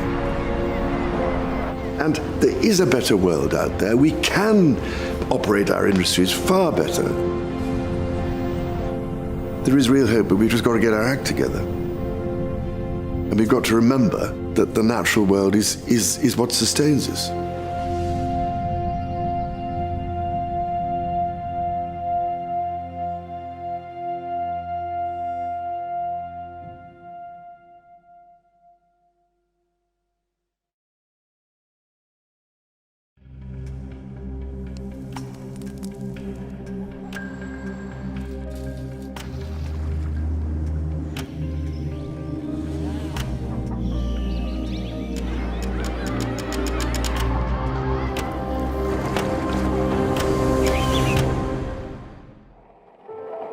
En 10 años ya seremos adultos. Dans 10 ans, j'aurai 20 ans. Il faut qu'on protège la nature pour que nous grandissions dans un monde sain. We have to protect the future. J'aime la nature parce que le matin, quand je me réveille, j'entends le chant des oiseaux. Je pense que les arbres sont extraordinaires. Je suis inquiet pour plus tard. J'ai peur que ça s'empire de... Chaque année, ça sera de pire en pire.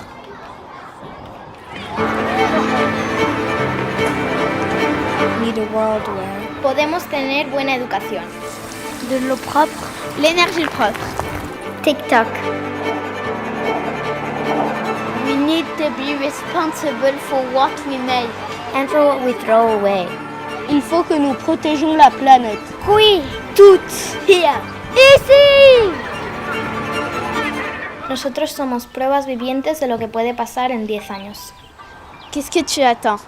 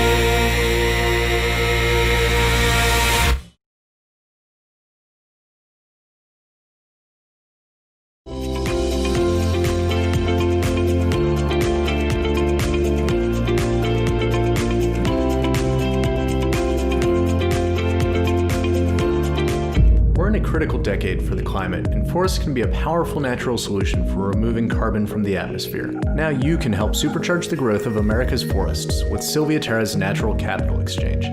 Through NCAPX, you directly pay landowners to grow their trees longer, creating older, more carbon-rich forests. In partnership with Microsoft AI for Earth, Sylvia Terra's forest data scientists developed the first high-resolution forest map of every acre of America. NCAPX uses this data to optimize your carbon payments to create real, immediate, scalable, and efficient climate impact with landowners in your state and your supply chain. Now every landowner and every acre of forest can be part of the climate solution. Using big data and the power of markets, NCAPX coordinates millions of forest owners across billions of acres to create a gigaton-scale natural climate solution. Your carbon budget can create immediate, measurable climate impact in America's forests. Learn more at sylviaterra.com.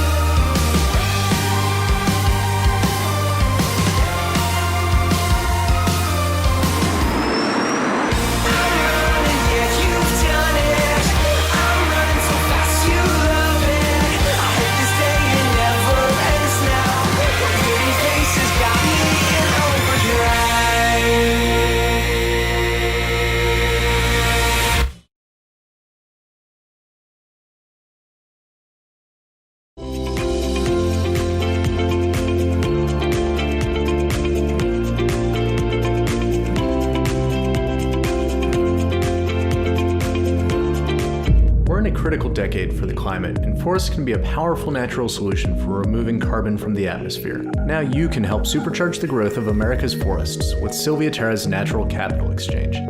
Through NCAPX, you directly pay landowners to grow their trees longer, creating older, more carbon-rich forests. In partnership with Microsoft AI for Earth, Sylvia Terra's forest data scientists developed the first high-resolution forest map of every acre of America.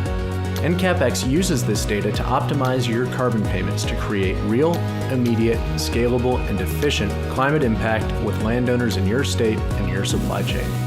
Now every landowner and every acre of forest can be part of the climate solution. Using big data and the power of markets, NCAPX coordinates millions of forest owners across billions of acres to create a gigaton-scale natural climate solution.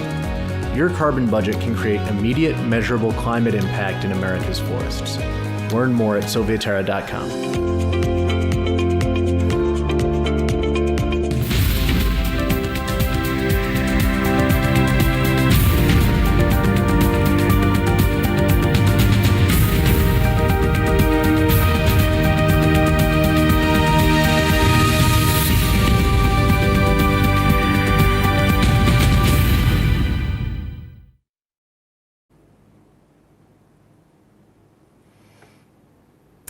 Welcome back to the last segment of the 5-day Sustainable Innovation Forum, the last 70 minutes. So thanks for being with us. Thanks for staying with us.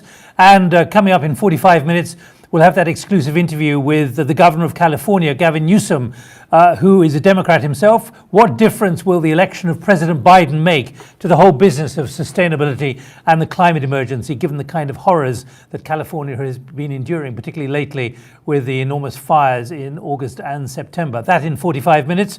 First, though, we move on with data-based and nature-based solutions to a panel discussing that. I'm joined by Mark Goff, who's Executive Director of the Capitals Coalition. Mark, the floor is yours.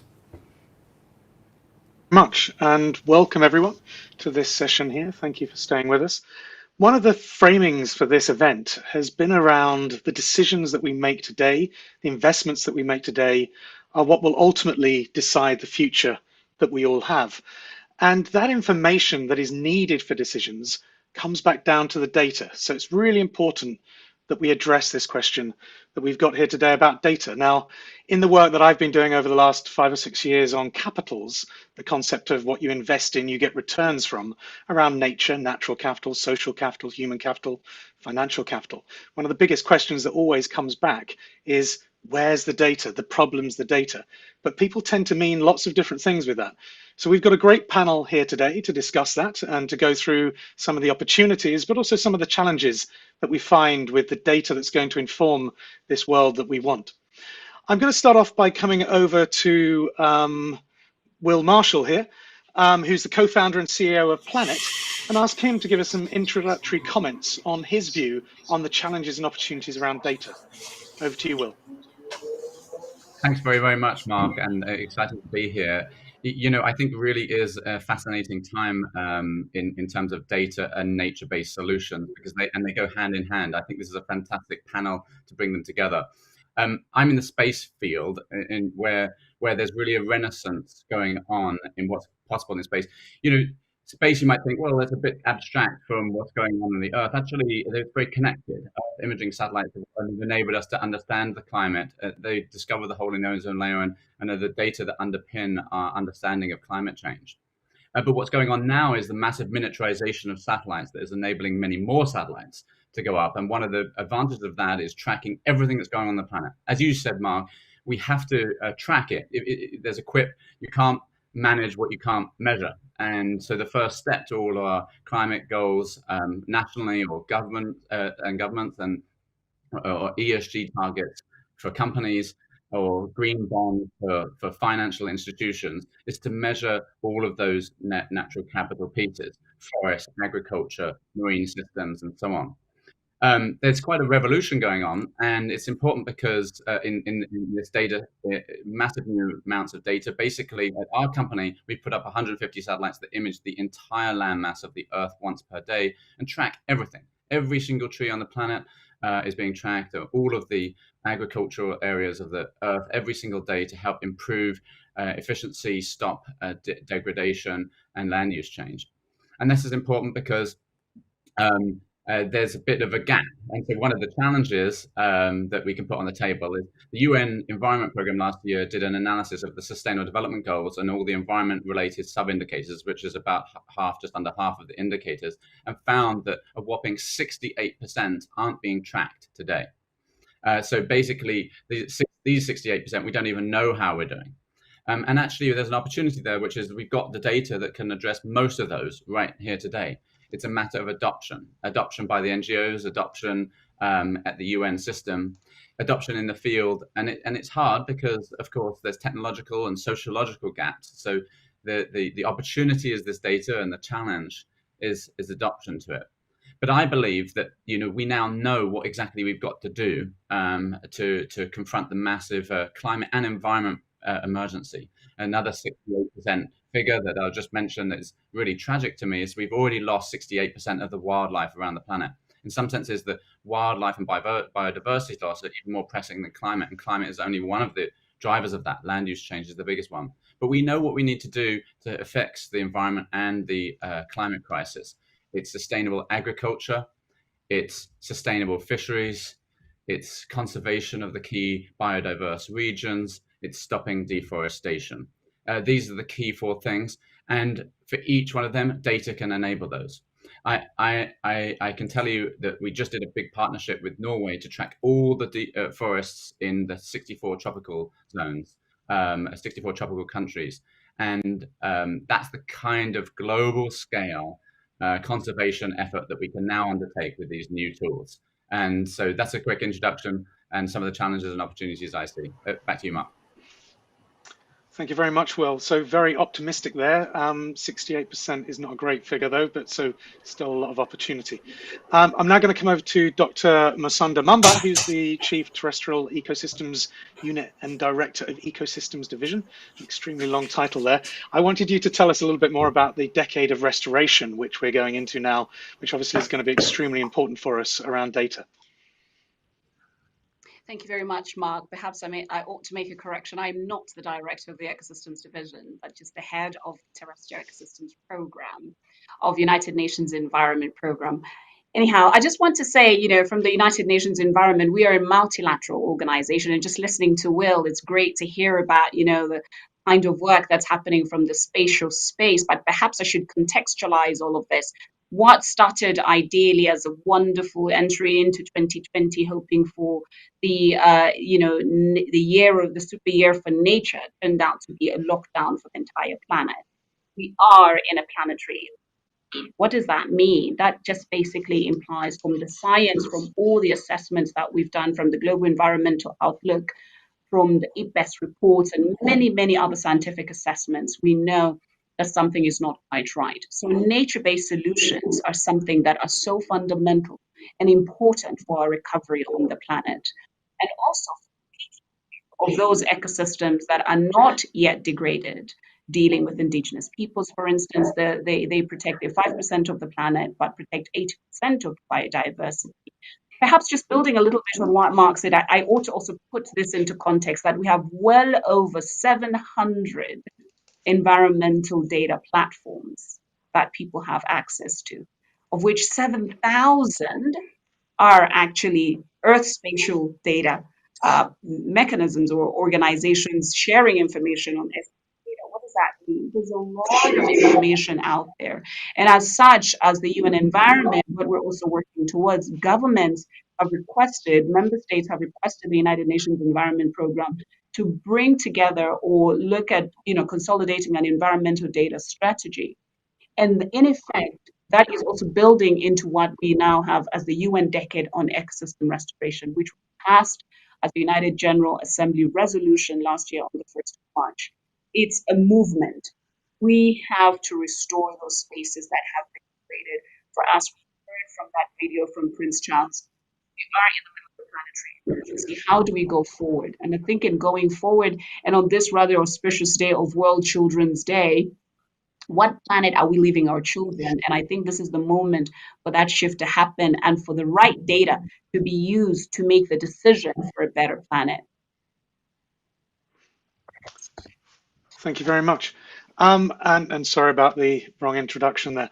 I now want to come over to Maximo, who's the chief economist at the Food and Agricultural Organization.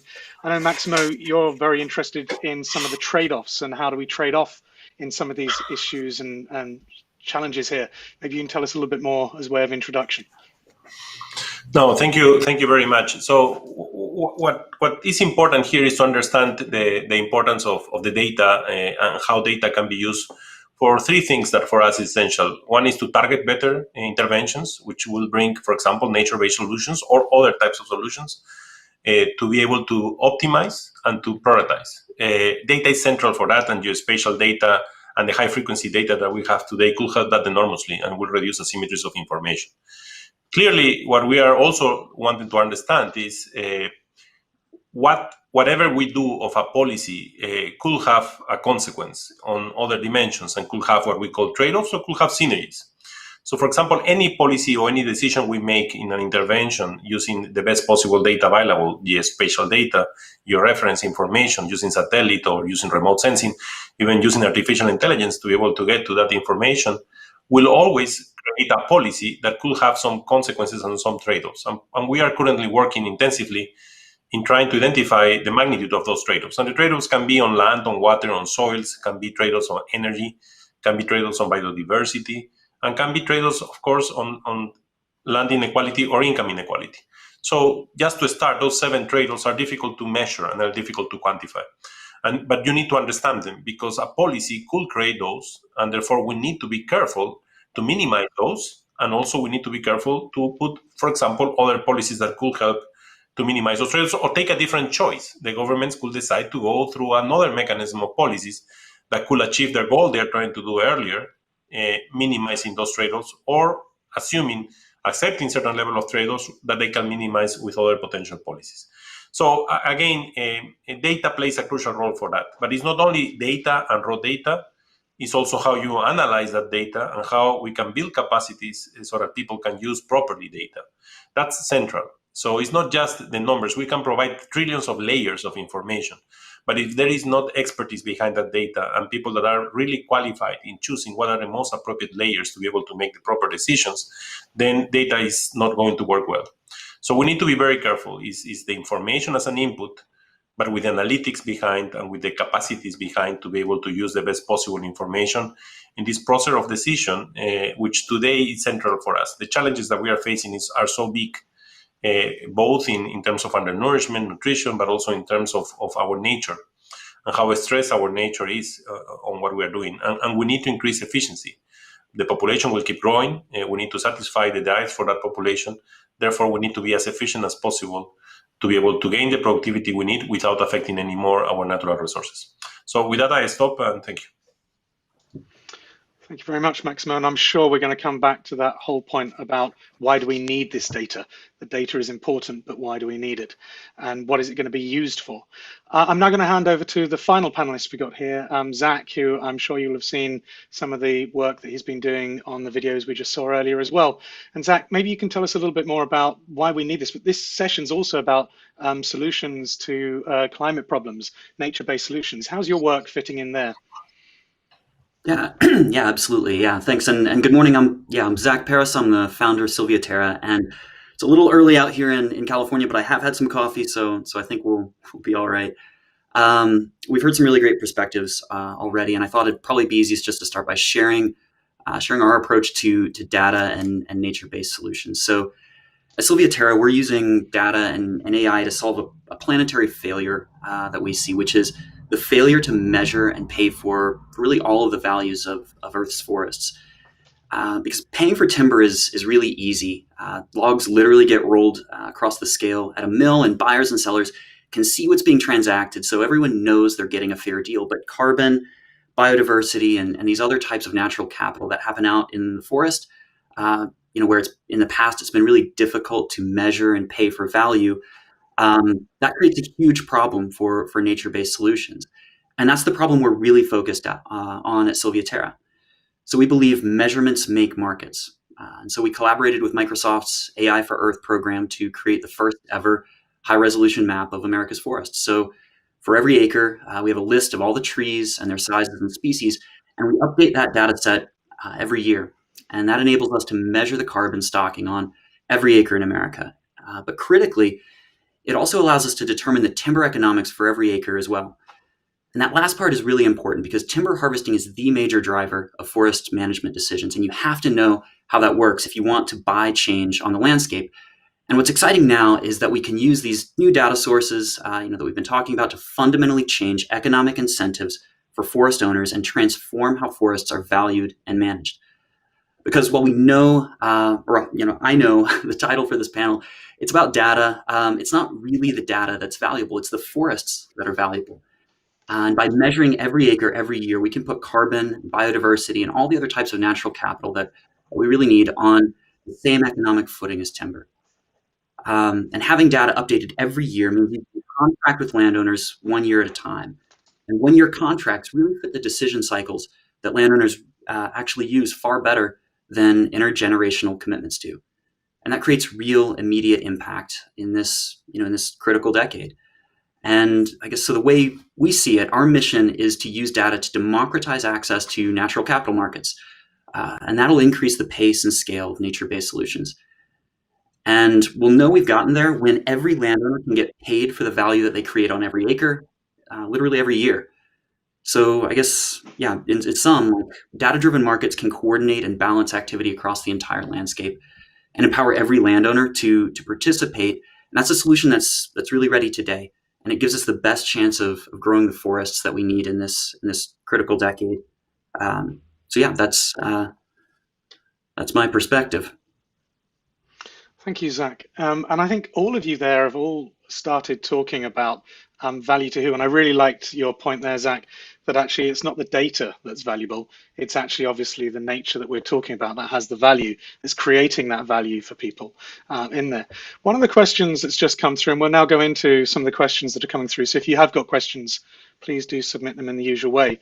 From Phil Malone, is particularly here about how UNEP is working in local languages, or how do we deal with this? I guess the broader question here is, how do we deal with this with information which is relevant to the local people? It's great, we've all been talking here at a very big global scale about things, but actually what we're talking about is very much a local issue, isn't it? So maybe I can start with you, Masanda, about what's your view on that? Well, thank you so very much for that question, Phil. We are working indeed in several local languages everywhere we work around the world. I mean, I'll give a couple of examples. We work, for example, with the Interfaith Rainforest Initiative in 5 of the remaining forest countries, which are Congo, DRC, Indonesia, Peru, Brazil, and Colombia. And working with indigenous peoples, as you can imagine, you cannot communicate either in Portuguese nor can you communicate in French. So we're working very much with the local institutions, working with partners on the ground.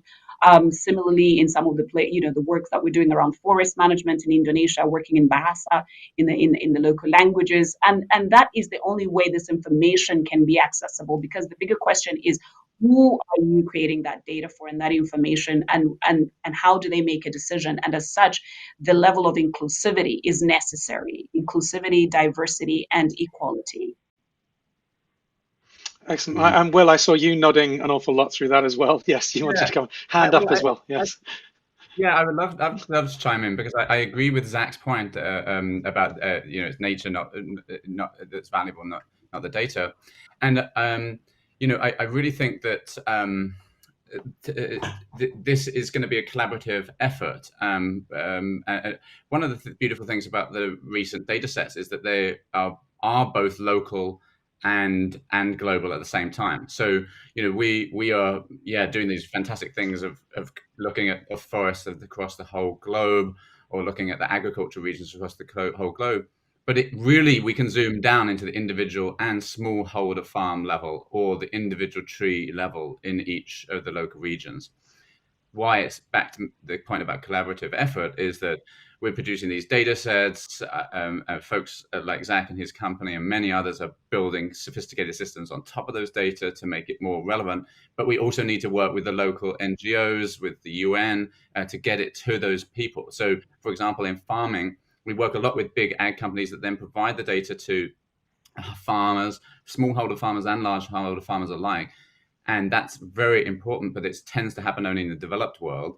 In the developing world, part of the challenge is access to that data and systems, geospatial information systems and others that would enable them to get value out of that data. And so there's a translation issue, literal and metaphorically, and then there's just a local connection issue. So I think it's going to be consortiums of the NGOs, the UN, data providers, analytic providers that work all together. But it can be local. For sure, these solutions are in principle both local and global. Yeah. Thank you. Zach, Kyon, you want to jump in as well? I can see both of you now. But let's go to you first, Zach, and then come to you, Maximo.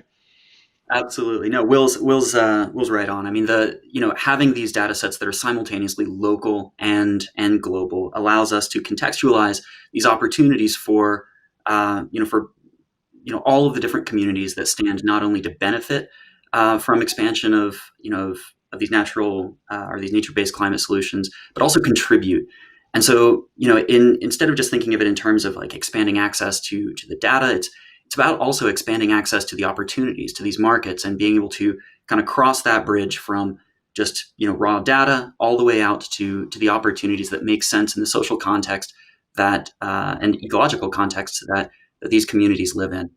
And so that's again, like's been said here, that's sort of the exciting part about the collaborations that can happen here between public and private groups and NGOs to really take this market mechanism and contextualize it and make it fully accessible to everyone, so they can contribute every acre, every landowner every year. Excellent. And Maximo? Yes, Yes, so I agree that data can be local. We have developed our geospatial platform, hand-in-hand geospatial platform that can go up to the household level and so on and so forth. But that's one part of the picture. No? That is basically telling us that we can provide and reduce the asymmetry of information that a developed country has from a farmer that a developing country poor farmer cannot have. So yes, we can provide that supply. But again, I want to insist that if the data is not presented in such a way that a farmer can understand, and if the data and the farmer demands or needs are not realized in that data provision, it will be very difficult for that asymmetry of information to be completely resolved. So the asymmetry or the market failure is not only the data by itself, it's also the analytics behind that data and the capability of that user to be able to use properly that data. And second is, we have to be careful and provide the solutions that are the ones that will create the benefits for the farmer and that will assure sustainability. And we need to be careful not to provide solutions that not necessarily will be cost effective in the social level, in the social way, incorporating environmental externalities to farmers, because then there is no incentive for them to pick them up. And if they initially pick them up because if they were marketed properly, then we are creating a substantial problem for them of sustainability in the future. Excellent. And I think you're starting to bring out some of the challenges there around the skills that you'll need to actually understand the data as much as anything. I mean, it seemed to me with some of those numbers that you were talking about, the 700 data platforms that you were talking about there and things like this, there's an awful lot of data out there. So if the data's there, why is it not getting through to decisions? What is the challenge with that? Will, you wanted to jump in? Yeah, I mean, look, I think this is exactly the point of our colleague here from FAO, that there's that whole understanding and translation gap, and it's hard. We're just starting to get there. Remember, these data sets are very new, and we've only just got the processing systems that can actually grapple with them. And so it's very new territory for all of the world to deal with, from the most sophisticated data users included. So it's not just for the smallholder farm or the smallholder of forest area. But I would point to an example of how we can get through this, and one that we work with NICFI, the Norway's forest initiative, along with the UN FAO here represented, and NGOs around the world on this deforestation tracking on the 64 tropical countries. So that the Norway has helped to fund it.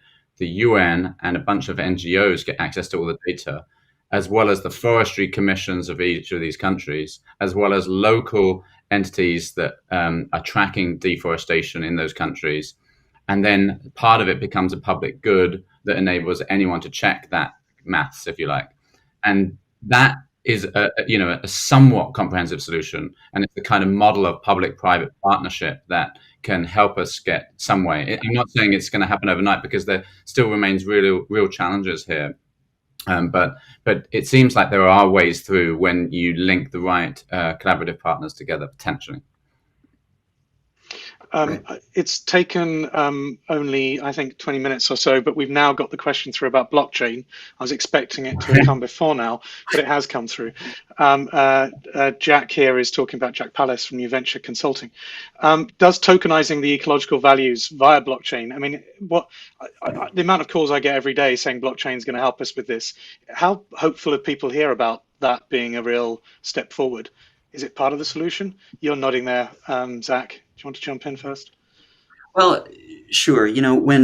As we're looking at sort of our kind of this broad goal for restoration in this decade, there's a strong need for both transparency and sort of credibility in the process. And we talked about kind of this diffuse set of data sets, and I think that that kind of comes back to Maximo's point about trade-offs. We need to sort of consolidate these data sets and focus them, I think, with market instruments to begin to create these real solutions on the landscape. And the role of blockchain is really going to be to help communicate that credibility and the real nature of the solutions to those that are actually paying to empower landowners to create these nature-based solutions on the landscape. And it's going to help both buyer and seller know that real change has been made, and in a trackable, transparent way. And it's not a solution by itself. It's definitely a means to the end,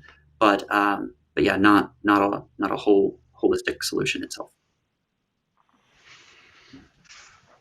Excellent. Okay, so we've gone through some of the challenges there with it. I'm still sort of, I think, grappling with how do we actually get this into the decisions that are being made? Because I think that there's an awful lot of data, but in my experience, and we've just seen with the launch of the standardization of the national level accounts that statistical departments are using, how much of that data is actually being connected through to what you're doing every day in the work that you are, either at the UN or at the FAO? How much is there connections between the system going on? Maybe I can come to you, Maximo, on that. I mean, is the FAO, the data that you're using, is that connected through to statistical departments, to businesses? Are you finding that that's being picked up? No, okay. So there are several dimensions that we need to take into account. So there is official data, that's the one that comes from the statistical departments. And that data is extremely useful. Is data of governments, and they sometimes collect pretty high level precision data. Like, for example, we have extremely high-level precision soil maps collected by several countries that are official. But it's true, on the other hand, that the new way of collecting data through remote sensing, artificial intelligence, or text scrapping, or whatever latest technology or satellite information, is always useful, and it's always useful for them. Again, the process they have to go to make it official is sometimes a complex process. The way we are operating at FAO is that we work with official data for sure, but we also have generated the Big Data Lab, which basically is trying to bring and use all the technologies available to generate new data that could help for three things. One is to validate the official data. Second, to increase the frequency of the data we are collecting. And third, to close gaps, because there are many countries that don't have those capacities to collect the data. But FAO also has a role to build capacities in the countries. And in most of our initiatives, what we are aiming is also to build capacities of the statistical units in the different countries so that they can use it and they can do it also by themselves. But again, it will vary region by region, country by country. That's something that we need to take into account. Masonda, from your perspective, I mean, there's so much information and data out there. And maybe also while you're thinking about responding, that's a lovely question here about the value of storytelling in explaining data as well. I love that concept that actually it's not just about numbers and statistics, it's actually about encouraging people to do things, and that is often done through narrative. Absolutely. I'll talk a little bit about the storytelling right after this, but what I just wanted to add a little bit to what Massimo has said, because our agency obviously has been looking, because of obviously our member states have requested it, have been looking to figure out a way of having a sort of a repository where this data can be aggregated, be it spatial data, various forms of data, and also validated in terms of how relevant is it for people to monitor progress. How do we monitor that we're doing the right thing? I mean, how do we not find ourselves in another pandemic and our environment is well managed? But at the same time, the importance of continuous learning is also very much improvement around ways of consolidating and putting this. And so for us, we've put together what's called the World Environment Situation Room, which people can find on unep.org. And there you can visualize, and that's where also the storytelling emerges. You can visualize, different spaces, different localities in real time. And we're using sort of, pulling through that information we've just done a very fantastic video for children today to talk about the environment from a lens of a child and putting them in the environment. You can see the data, but what you're seeing is a child running through the environment. And it's just absolutely fantastic because visualization is what's absolutely very critical. But I also want to add that, in really looking forward, we're going into that countdown that Nick Gowan had. We're going into the final, decade of action, the last, decade of sustainable development goals. So how do we even really do more storytelling and more action around the work and the data that Excellent. And I'm sure, Will, you want to come in on this one as well. How do we connect up this data? How do we make sure that all of this excellent information you're collecting is actually being connected into what's being used at different levels by different people? Well, yeah, I mean, it's we want to get our data out to as many users as possible because it's not just the data; it's in connection with analytics and the services. What we're trying to do is provide as much analytics that's sort of core, that enables it to be easier and easier for the NGOs, for the UN, for small businesses to pick up, and that is becoming more and more practical. So we're making inroads there, but I'm not saying it's simple or it's going to happen overnight. I mean, I think that we also see a number of challenges there. So look. Again, it's a collaborative effort. I think one of the challenges that, to Mathunda's point and Massimo's point about the UN processes, I think it's challenging that the process for official adoption is so complex because what we've seen is that there's dramatic changes in data and machine learning and other things over the last sort of decade, and they are such tools at our disposal. And one of the fantastic things about them also is that, especially the new global satellite data sets are instantly transferable from one country to another. There's no disputing whether it's calibrated one way or a different way because of different national measurement systems. But that can also be threatening to countries, right? Because they're like, well, we prefer to use our mechanisms because it gives us the data we want. But this, in principle, enables us to scale up solutions. Soil information in one country, we can scale it up to others, and that scalability in principle can help us compare how we're doing, how each country and how each region is doing against one another in a systematic and uniform way.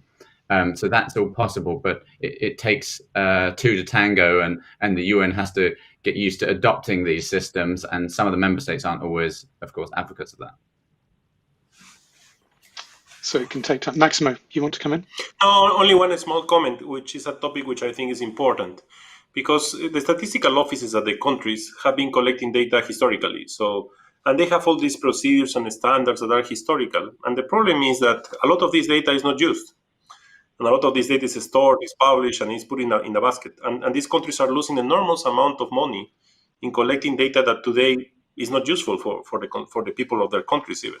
So I think it's important also to assess that and to see how we can use more efficiently those resources and trying to find these new technologies and alternatives which will make them have better data, which is more useful for the demands of what is needed. And at the same time, use their money more efficiently to improve areas where data is being used, but today, because of the lack of resources, they cannot keep improving. I think that's extremely key, and we've seen that again and again and again, how people are collecting data and storing data just for the sake of the data. And I think the starting point should always be, what is the decision we're trying to inform?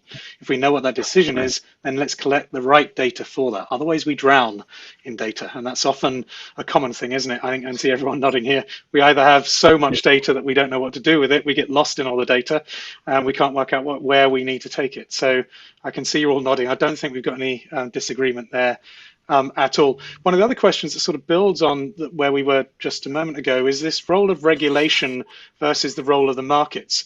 And where are people on the position about needing to standardize, to regulate the collection or the use of data here? Is this something that we feel passionately about, or is it that something, I can see, Zach, you want to come in on this one? Well, I think it relates to the last question. I think there's going to be a natural consolidation around, really around solutions rather than, focusing first on the data. Like you said, what is it that we're really trying to accomplish on the ground? What are the questions we need, we need answered, and what data is going to facilitate mechanisms, market-based mechanisms or policy mechanisms to actually make that real on the landscape. And that's going to be, that's going to help focus and guide effort and methods. And so, yeah, really, I think it's, we start with that question of what market mechanisms are going to work best and work back from there. And that's going to, the consolidation will happen naturally. Excellent. I've just seen a note here, Masanda, that someone's been asking to see that kids video that you mentioned. So we'll have to try and find a way to make sure everyone can get access to that as well. We're coming towards the end of the session. One of the things that I'm very interested in, and I'll come to each of you in turn about this, is what you see. We've got a year now before the COP and before we end up going into those conversations. We've already seen in the UK, where I'm based, that the UK government started coming out with some clear statements about what it wants to do, trying to set a position for the COP. What is going to happen in the data space? Things are moving so fastly here. What do you think is going to be happening in this data space that we can see will be a new experience, something new to bring to the table by the time we get to the COP in a year's time? Maybe I'll start with you, Masanda. Maybe you can just give us a few thoughts on that. Well, thank you so much. I think what's exciting is the recognition, even by the COP presidency, the UK, and also the co-presidency, Italy, that there is need for an inclusive COP. And what does that mean? Inclusivity. We are obviously very well aware that the lack of data or the inability to have accessibility has led to inequality for decision to happen at community level, for instance, and such. So we have to be aware of this presence of inequality, especially when it comes to climate decisions, etc. And then at the same time, the issue of data governance is something that will obviously come to the table. I think, we'll touch on that, the issue of transparency, the operability, the limitations of some of this information, and really the safety and responsibility. So this is something that will be at the table at the COP and going forward, particularly with a focus on nature-based solutions. And lastly, but not the least, we talked about the first ever UN summit on biodiversity that touched on that 5% of the population of the world and the 80% of the biodiversity they've conserved. How do we also take into account indigenous rights? That is very, very important, because sometimes data is collected without the recognition of where it's collected, what quality this data. So that is also something that's very, very critical going forward as well. Excellent. And Zach, what about you? What would be one thing that you would expect to see by this time next year? By this time next year, I think, my hope and expectation is that we're going to see a little bit more clarity on sort of how these markets can direct payment to the acres that can create the most value at the least cost. So we're going to see demonstration of efficacy in some of those mechanisms and clarity about what data is going to be helpful in informing those. And I think we'll see kind of those small examples springboarding and accelerated to larger solutions that can be scaled quickly to actually make good on this, our hope for restoration in the critical decade here. Great, thank you. Maximo? Look, I hope that we combine not only data generation and high frequency data to make decisions, but also there is a huge movement to create capabilities to be able to use this data properly. The important thing here is to resolve the market failures and to create new opportunities that today were not being used. But that requires three elements. The data, of course, which the content, the capability, and the connectivity to be able to use that data. At the end of the line, what you want, if somebody needs to have precision farming today, are smallholders, because they are the ones that have the most restricted budget, and they are the ones that need to use the resources in the most efficient way. And that's what we need to try, and that's what we need to achieve. But it's important that this capability issue is also resolved. Yeah, indeed. And Will, what about you? What do you want to be seen to have occurred by this time next year? The major thing that I want to see is that there's a recognition that the wildlife itself has intrinsic value. Because what we have seen is a lot of discussion about climate goals, but the reason we're doing that is to not adversely affect humans and not adversely affect the biodiversity. We've lost 68% of the wildlife on the Earth, and I think that needs to be the absolute center and heart of our discussion. And I hope that in this year we'll see that transition for people understanding it's not just climate; it's the biodiversity that's the most important piece. And that there's I would hope that we start to seeing adoption of new tools to conserve the forests, to help swing us from traditional agricultural practices to sustainable agricultural practices and sustainable fishing practices, which we know in combination can solve most of these challenges, both climate and biodiversity loss together. And so I think the new data sets and a willingness on civil society to adopt them and use them could enable us to rapidly advance towards these goals like 30% of land and marine areas being protected and things like this. So I think we can make some rapid progress in the next year in principle with the conferences that are going to be happening and the tools that we have at our disposal. Excellent.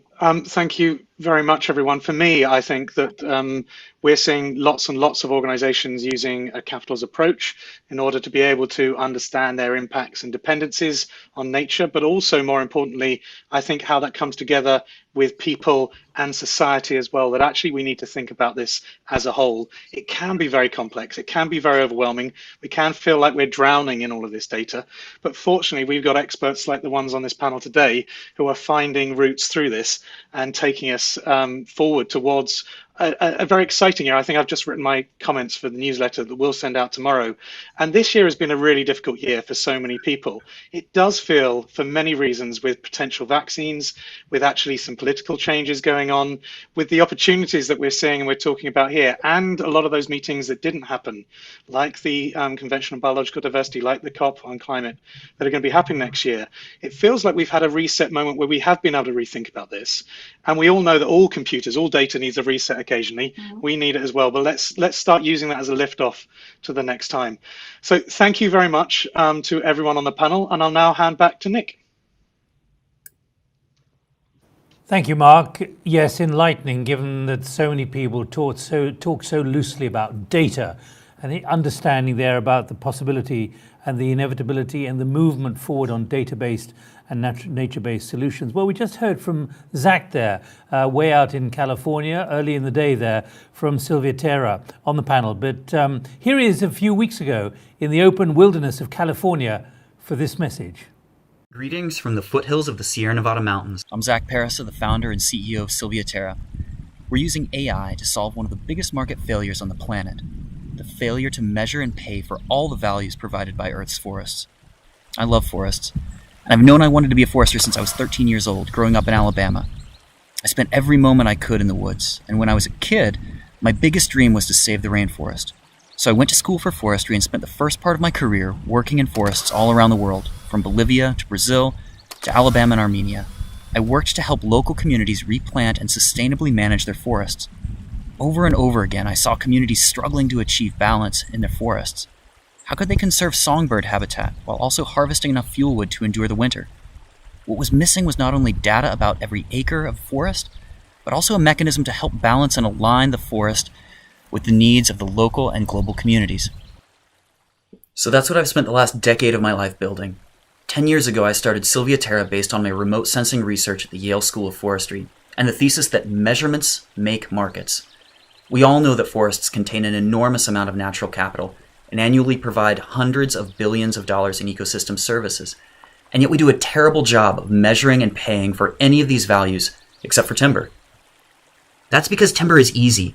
Logs literally get rolled across the scale at a mill and you get paid by the ton.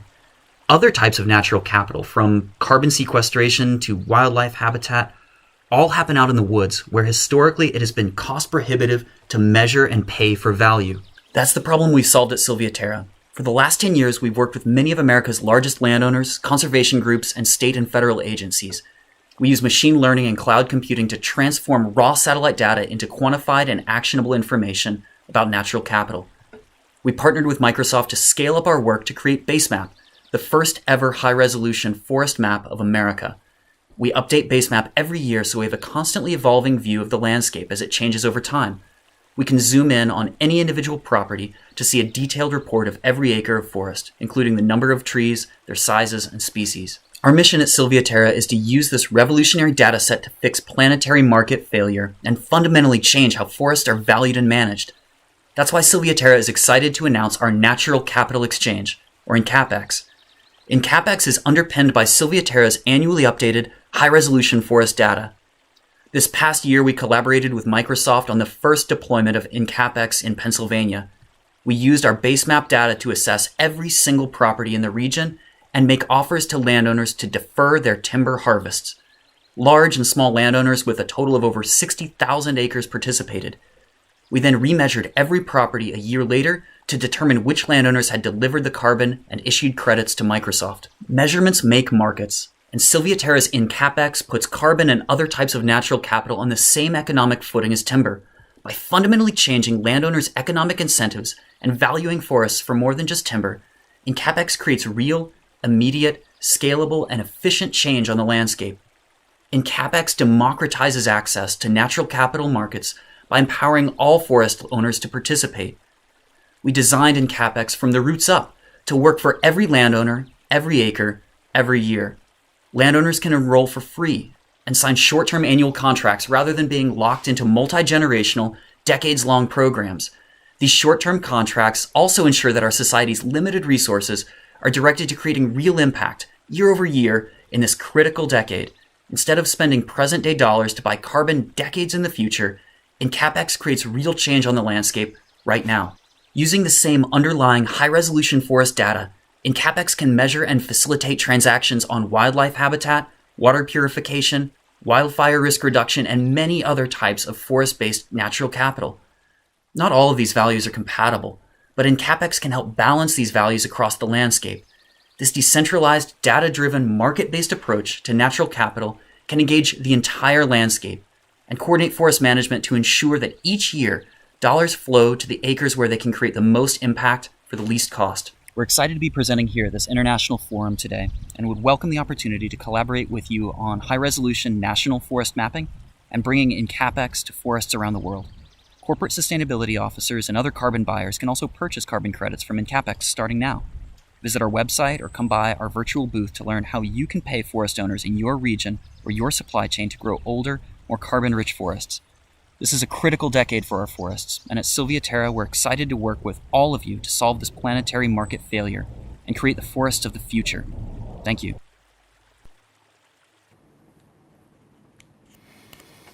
Zach Pariza, the CEO and founder there from Sylvia Terra, in his own backyard. What a yard to be in. Now, what you saw there is an enormous amount of forest. And look what happened in California back in August and September with those terrifying fires, the biggest ever in living memory. So let's go from one California to another for our big interview. Gavin Newsom is the Democrat governor of California. For this exclusive interview for the Sustainable Innovation Forum, he joined me from his office in the state capital, Sacramento.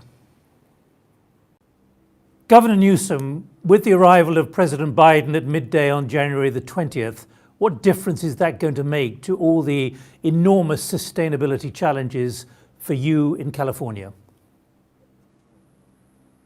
Well, we're going to go from headwinds to tailwinds. We're involved, the state of California, over 100 lawsuits with the Trump administration. 58 of them are specific to the environment, air quality issues, endangered species issues. You go down the spectrum of issues that are profound and consequential, not only to 40 million people in our nation's largest state, but the impact that California's leadership has had all across the rest of the nation. It's a profound moment in the history of this country, but also, I think, in terms of the narrative and history of the environmental movement. This is not to be understated in terms of its significance. What will it mean, the signing back up to the Paris Agreement, presumably from January the 21st? Well, just to allow us to capture a little bit of our moral authority, allow us to seat at the table to advance more formally our low carbon green growth goals. Vice President, now President-elect Joe Biden, has long been an environmental champion. I have all the confidence in the world based upon my conversations with his transition team that he's going to bring in world-class leaders in every key agency that have an environmental consciousness. Not just in the EPA, not just in your traditional resource agencies, but across the spectrum. He gets it, and I have confidence in the team he's assembling to get things done. But there's nothing more important than subnational leadership as well, and to amplify the work that's being done in states large and small all across the United States. And I'm sitting here, Nick, at Ronald Reagan's desk in his old office when he was governor. And in 1967, half a century plus ago, California led the nation in terms of tailpipe emissions and our regulations in that space. We had a Republican by the name of Richard Nixon in 1970 that created the Air Act. This used to be a bipartisan issue, and we're hoping that despite the fact that obviously Vice President, now President-elect Joe Biden is a Democrat, that he can broaden the consciousness and build more support, not just subnationally, not just across the globe, but begin to reconcile this absurd debate that somehow we have Republican thermometers in America and Democratic thermometers, that we've got to bring people together around this issue. And that's why I hope we'll really see his leadership excel. Can you help us understand, those who don't understand the United States that well, what the relationship is between an enormous state like yours and the federal administration in Washington? Because ultimately you do have a significant amount of independence. Yeah, California, it's federalism, a construct that was designed by our founding fathers that allows states to be laboratories of innovation, or in the vernacular that's more commonly used, laboratories of democracy. But I like the frame of innovation. California prides itself as the world's 5th largest economy on being on the leading cutting edge. We like to consider ourselves in the future tense. We've led the nation in terms of our efforts to detoxify our air, clean up our water. We have advanced the most comprehensive, fully functioning cap and trade program in the United States of America. We've led in terms of our 100% clean energy goals. Now over a third of the states in America have followed suit. We led back in the 60s. The reason I bring up former governor, not President Ronald Reagan, is that California established that leadership back in the 60s by getting a federal waiver.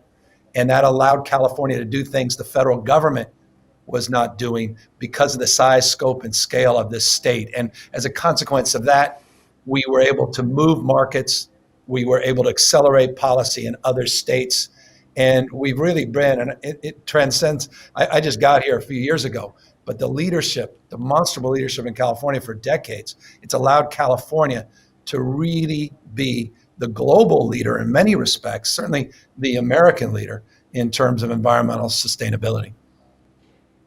I ask that question because you are a subnational government, and that is recognized in the Paris Accord. And therefore, what is the message we can take away from the Californian experience in the last 4 years about what the relationship of subnational governments elsewhere in the world might be, and the successes you've had despite the horrific fires you had back in August and September? Yeah, I mean, the bottom line is if you don't like the way the world looks when you're standing up, stand on your head and go local.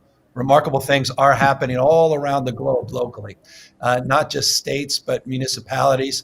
And as a consequence, you have really seen this remarkable movement afoot, and particularly when Trump administration decided to step away from environmental leadership by not only pulling away from Paris, but all the other vandalism they've done in terms of our biodiversity, our clean air and clean water, and our global leadership. But you've seen that void filled by subnational governments. California is part of this MOU under 2 coalition. There's over 220 jurisdictions and counting, representing 43% of the world's economy, that are part of that coalition. In California, we've also led a coalition of other governors, bipartisan, 2 different parties, recognizing the opportunity to work together to advance our goals. 55% of our nation's population represented in the U.S. Climate Alliance that we have established. So there's remarkable collaboration happening at the local and subnational level. And it's really one of the great stories of the last number of years. And it's the reason I'm more optimistic than many have been. While we've had national setbacks because of the abdication of leadership at senior levels and national levels, we haven't seen that at the local levels. Mayors get it. Governors profoundly get it. Ministers, assemblies, Senate members, depending on where we are in the globe, they get it, and we're seeing things get done. You had horrific experiences back in August and September. You lost a lot of people. You lost an amazing amount of land due to fire and so on. What has been the effect on the psyche of California towards sustainability and the climate emergency? Yeah, I mean, there's no more debate. You may still have debate, and I'll say this respectfully, a nation state as large as ours in terms of the scale of population and scope. It's a very diverse state in terms of even its political leanings. It's a blue state, democratic state, but you have millions and millions of folks that align with Trump and Trumpism, that don't necessarily believe in science. But what's different in California, and it's in the spirit of your question, is they believe their own eyes, observed evidence. The hots are getting hotter. The dries are getting drier. The wets are getting wetter with these atmospheric rivers.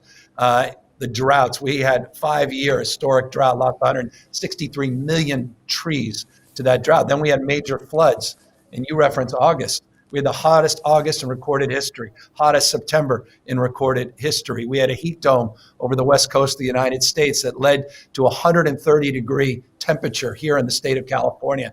Death Valley, California, was the hottest recorded temperature, arguably in world history, going back at least to the 1930s. That fact led to 4.1 million acres burning up this year, and an unprecedented number of lightning strikes, 11,000 in 72 hours, leading to historic wildfire season. So you have to, again, if you don't identify ideologically, or you're not willing to reason from a scientific or data perspective, that impact, that smash mouth reality that climate change is real and it's here, has enlivened people in this state across parties. And now folks are focusing on resiliency and policy to accelerate change and the detoxification of our clean air, are advancing our clean air and water. And moreover, just recognizing it's time to decarbonize. And that's why we're able to lead on this electric vehicle mandate as the first in the nation, lead on this biodiversity executive order that's the first in the nation. And we're finally catching up to the rest of the world. And we're looking forward to more partners again in the White House coming in January. But Governor, I press the point. Has it changed the minds of the skeptics and the doubters, the horrors of what you've been through and continue to go through, what you've just listed there, that damn emergency, damn climate change? Yeah, it has. And that's the point. You know, you got to believe your own eyes. So it's an interesting thing that in some of the most impacted areas in the state, overwhelmingly, the most impacted areas that are not on the coast of California as relates to issues related to sea level rise, but the impacts of the drought between 2012, 2017 in particular, the impact of these wildfires disproportionately impacting more quote unquote conservative parts of the state. And absolutely, those parts of the state, they're not interested in the debate anymore. They may not call it global warming, climate change. They may call things a hoax, but at the end of the day, they get something, forgive me, ain't right. And they're ready for change and they're ready for a new direction. And so, yes, the skeptics are coming on board again because of the reality of what's going on in this state. Now, back in October, you signed an executive order, nature-based solutions as a pathway. Tell us why you did that, almost because I think you were stepping up where the legislature had failed. In other words, you were determined to move. How has that been received? But more importantly, just describe what this executive order now allows you to do. So we did an executive order a few months ago to require all of our new vehicles in the state of California to be alternative fuel vehicles. So by 2035, California will not sell traditional internal combustion engine vehicles. By the way, that built on something we did for large trucks where we led the nation on a similar mandate. We followed that up, specific to your question, with an additional executive order focused on biodiversity, focused on land and land use, healthy soil, sequestration of carbon, focusing on wetlands and land management, focusing on what's happening off our coast here in California, protecting our biodiversity across the spectrum. And the reason we did that is because so often in the climate debate, we're talking about greenhouse gas emissions, and we're not talking about what's so precious around us, and that's natural beauty. It's nature.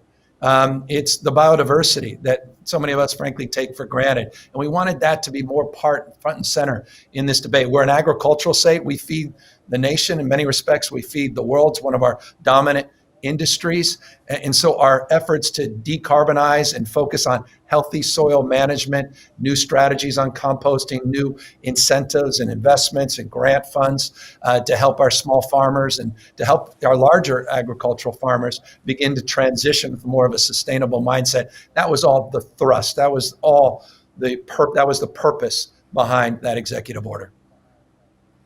Well, today at our forum, it is about soil. It is about agriculture. It's about land use. It's about regeneration as well. Tell us how this executive order has gone down with those who've been farming in a certain way with certain assumptions about what they put in is going to produce a certain amount at the end for a certain cost. Have they adapted? Are they willing to take up your executive order? You know, what's remarkable, it's so often the case, and you've known this in your career and covering folks in positions like mine and the positions of people that are watching, is we die 1,000 deaths building some confidence to finally move and do something. And when you finally do move and do something, you realize, we should have done this 10 years ago. And so the response specific to your question has been incredibly favorable, because these same ag interests, they have kids, they have grandkids. These are generations of farmers. They care about their land. They care about their future. And I think they're seeing the opportunity because they saw this. They saw a state that was willing to help support that transition, not just browbeat them, not talk down to them or past them, but we created a construct where we are committed, not interested, committed to working together collaboratively, building spirit of trust. And also commercial fishermen. It wasn't just our ag industry, but this coastal economy in California, there was a lot of concern around protecting those coasts as well. So land use policy, offshore, not just onshore, but a spirit of collaboration and respect in terms of the commons. But you are under a lot of pressure on land, on urban development, on building millions of homes, of building millions of places where people can move to. Yet that was at the root of much of the disaster, both where developments had taken place and the natural rubbish in the forest, which burned and was seen as a massive threat. How do you balance this pressure of nature with the expectations for the urban sprawl and the civilians who want a better life? How are you going to balance that, and how does the executive order cover that? Well done, Nick. I mean, look, California state, I think it was Horace Greeley who said in the 1850s, "Go west, young man, go west." People coming here with a pioneering spirit for riches and new beginnings. And so that interface, that rugged individualism, that interface to the beautiful, pristine mountains and the sort of ruggedness that's defined by the natural beauty in our landscapes in California, that integration predates a modern construct. And so you have millions and millions of homes that are in what we refer to as the WUI this wild urban interface. And that's the great struggle now with climate change and the issues related to our forest fires, is those communities become more and more vulnerable. So fundamentally, and this is your question, and this is our challenge, and the answer to your question is we're working on it. But let me extend that by expressing this. We recognize how difficult, I recognize as a former mayor, I was the mayor of San Francisco. The last thing I want is a guy like me dictating land use policy at the local level. That's been a construct of localism. So we have to be respectful of localism. At the same time, we have to set new tone and expectation that subsequent development has to take in mind and in consideration these new realities, because we simply can't protect those communities like Mother Nature was able to protect them over the course of many, many centuries. And so that's the new struggle. That's our next challenge. And so we believe in density. We believe in jobs, housing linkages. We believe in density bonuses around transit corridors. And we believe in upzoning in certain parts of the state so we can accommodate our growth, address cost and the supply demand imbalance, but at the same time, respect local decision-making, but with a thrust of an overlay that has not been present in the past. And that was the executive order, and that's the work we're doing broadly here as a state to guide some of that local decision-making in a more enlightened direction so we can future-proof California. But do those who have lovely houses out on the edge of cities and on the edge of towns, Oroville, places like that, which you went to visit, and you stood among the cinders and you stood among the smoke and the soot and said, this proves the climate emergency is right here. Do people realize that, having lost their homes, all that's left is a stone or a brick chimney stack? Do they realize that this is not a one-off? The dangers are there probably year after year. What are they going to do? What are you going to do about these urban developments? Because people seem to have that dream still, but now the dream is a dangerous dream. No, and some of the earliest post office boxes in California were in those communities. They predate big cities like San Francisco. In some ways, they were there first. And so it's not just a new mindset where we started to see substantial increase in development. It's been present for decades. Now, of course, it's accelerated, but specific to Oroville and Butte, and many people recall those images. I imagine people watching from around the world may recall when President Trump just 2 years ago came to Paradise, California, and you saw that community devastated, 85 lives lost, entire community destroyed. I mean, the devastation likes of which I've never seen and hope to never see again. But I was back up there a year later because we had fires all around Paradise, almost like a checkerboard or a puzzle, where parts hadn't burned, and then parts that were burned even a year ago were burning yet again. So the answer to your question is yes, people do get it in ways they haven't. You have people evacuated for the second time in just 2 years. Some people have been evacuated because they lost their home for the second time in 2 years, meaning their new home burned down after the last home. Not exaggerating when I say that. And so this new reality is moving so fast, and as consequences, again, I said before, people that were seemingly unconvincible are now very convinced of the meritorious nature of moving in a much more sustainable direction. Are there, Governor, practical limits to the Californian conversion to what some have labeled a carbon-free nirvana? In other words, you realizing that even if that's your aspiration, there are limits to what you can achieve simply because of the pressures of society? No, we've never lived with those constraints. I mean, this is a state of dreamers and doers. I mean, we always love to push the boundaries and be on the leading and cutting edge. A mindset of abundance, not scarcity, in terms of our values. And so that's California. That's the spirit of California. It's interesting, Nick. We talk about the American dream. And forgive me for being a little parochial, because I know we have a global audience. But there's the American dream, and then there's 50 states, but there's only one other dream attached to any other state. That's California, the California dream. And so we take that, I take that, I'm a fifth generation Californian, I take that very seriously. So no, I would never accept those limitations. We want to dominate in the next big global industry. And we recognize that next big global industry is decarbonizing our economy.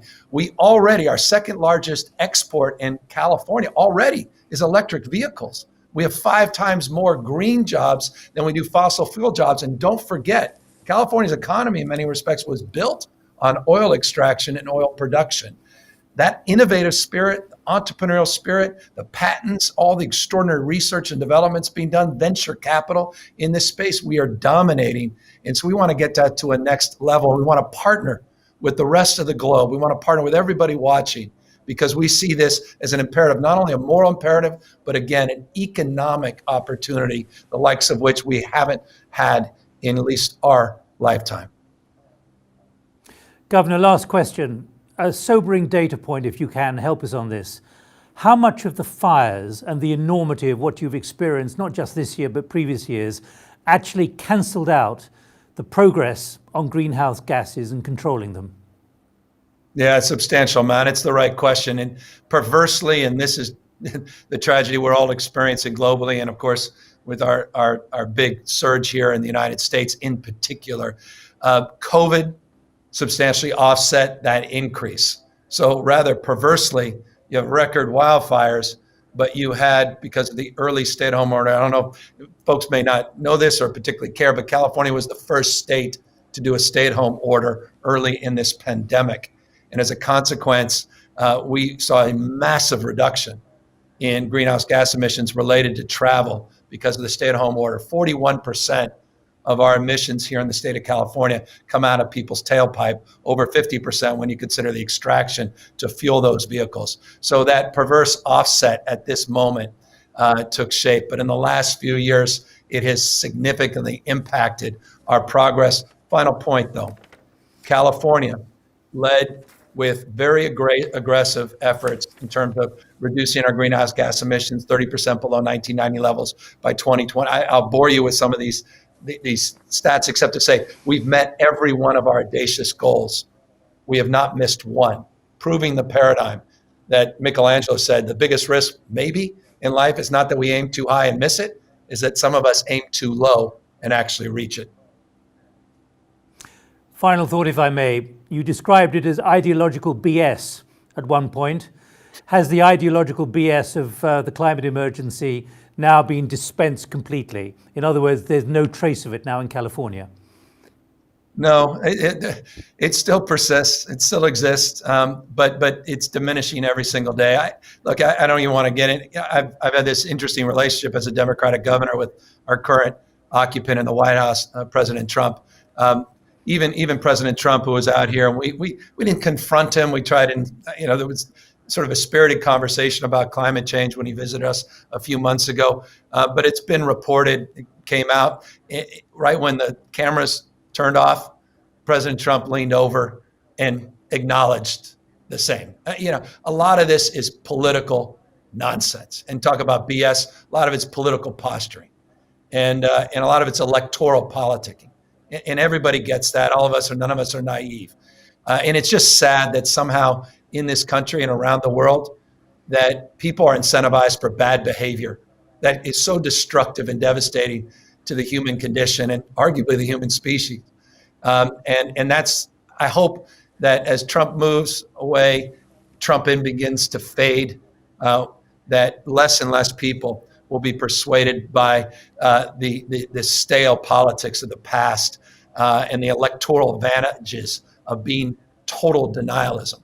And I think you're seeing that again here in California. Remember, California between 1950s and the late 1980s was predominantly a Republican state. You can really mark the consciousness, the renewed consciousness around environmental leadership and stewardship to really an enlightenment in terms of how our politics began to change and how our economy began to change. And I will just end this because it's important. California in the last 5 years has averaged 3.8% GDP growth. We have substantially outperformed our nation's GDP growth, not despite our low carbon goals, but because of them. And so I just want to end with that paradigm, because if you're going to reduce the number of skeptics and you're going to convert more people, you have to make the economic argument even more aggressively than we've made it in the past. And California is a proof point in terms of the economic argument at scale. Governor Newsom, thanks for sparing time to speak with us. Much appreciated. Honored to be with you. Thank you. Gavin Newsom there, the governor of California, sitting in the same seat as Ronald Reagan, as he mentioned, and also people like Arnie Schwarzenegger. So that was where he was in Sacramento, making it very clear that, but in terms of the California experience anyway, as we know, it's been moving faster than most places. It's an end, as he put it, to total denialism. A very clear message there of inspiration for those who are still hovering on the fence. But he said that denialism is gradually going away virtually by the day. So an inspiration there from the governor of California. Let me just reinforce, I'm sitting here with this.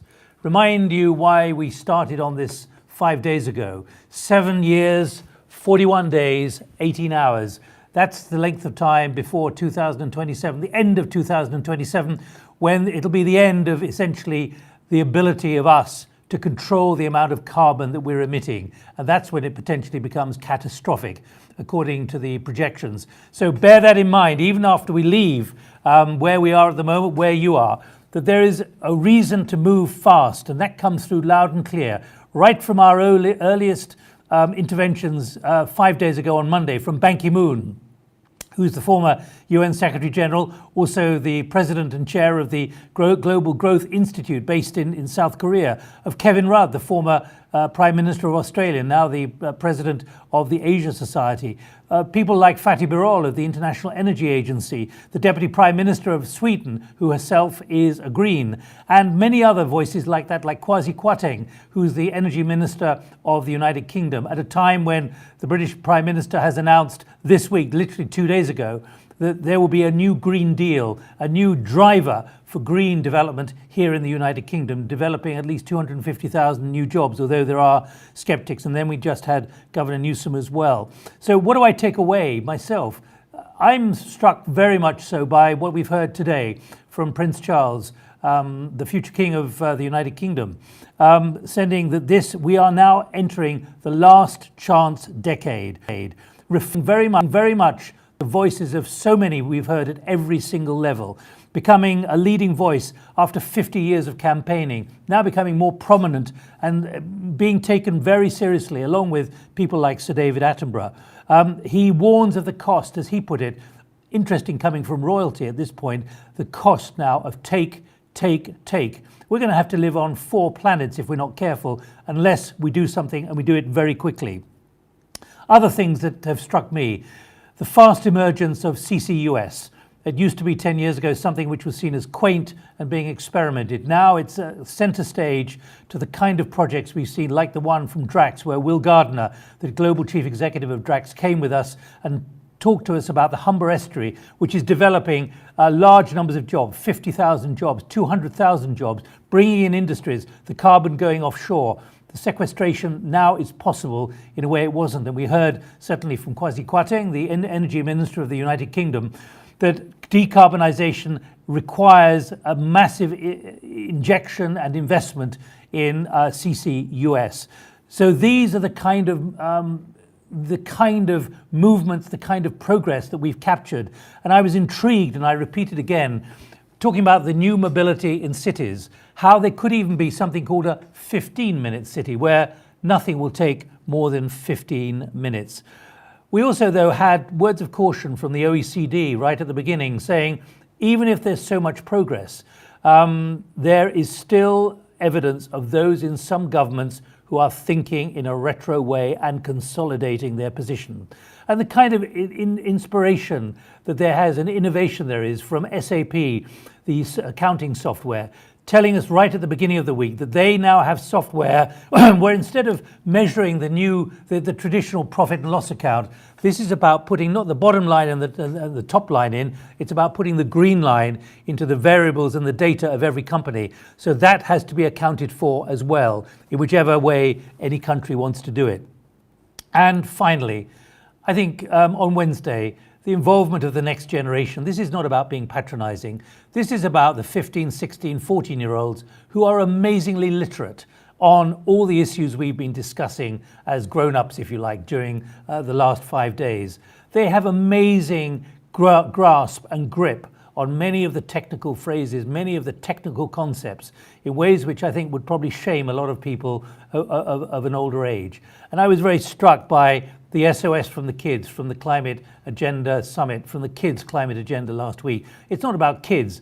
These are teenagers and even those in their 9s and 10s who understand what is coming down the track if there is not a very clear message from meetings like this and a determination for next year for COP26 that things are going to be different, and there is an absolute consensus on that, an absolute consensus, and no shilly-shallying, no weakness of determination, even if politically it's very hard to do, although many think that the corporates are going to be the people who are going to lead when it comes to investment. And remember, an amount of cash is out there, as we heard at the Green Horizons Summit 2 weeks ago here in London, run by the City of London and also the Green Finance Institute. There's a vast amount of cash looking for a home, looking for investment in this new area. Right, now let me give you some thanks and to our partners, to our industry partners, SAP, Smart Energy, International Copper Association, Mighty, Drax, and Sylvia Terra. There they are up there. To our strategic partners,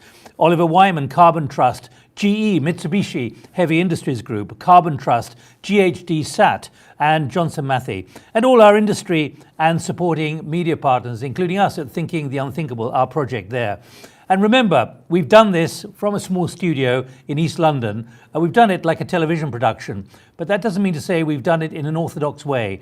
Everything here behind the scenes has been socially distanced. We've been very, very careful, and we have kept to the protocols which are certainly upheld by the UK government. And therefore, I need to thank people who've not seen in the last 5 days. Jake, who's behind camera one in front of me, Theo, who organised all this, and all the others like Reese and Sarah and Yolanda and Iga and others as well in another building, because we couldn't have too many people here. We need to thank them because it's been a very rigorous, it's been a very revealing, a very innovative and transformative 5 days, and we've seen that from the kind of messages that you have sent. So enormous thanks, but this is also about a process and a progress. It's about what's going to happen in the next weeks, months, and years. We've got only 7 years according to that. And I remind you of what the founder and chief executive of Climate Action, the founder of the Sustainable Innovation Forum, Nick Henry, said sitting here a couple of hours ago. It's about everyone going out there and realizing they've got to do something. The time to act is now. And COP26 is literally 51 weeks away now in Glasgow. Who's going to be there? How are we going to do it? We're not sure yet. Who knows where we'll be with COVID-19? But there is a roadmap. There is a roadmap of urgency, and there is a roadmap of determination as well. And there'll be a lot of people out there, an anxious public, who will feel let down if they are not honoured in terms of what is now expected to overcome, to act, to prevent a full climate emergency. So that's the scale of the challenge. COP26 a year from now, and that's what the Sustainable Innovation Forum is for. Every week, every month, and right through that process. So join up, get yourself known about, and you will be part of a process which can inform you about what the Sustainable Innovation Forum is doing.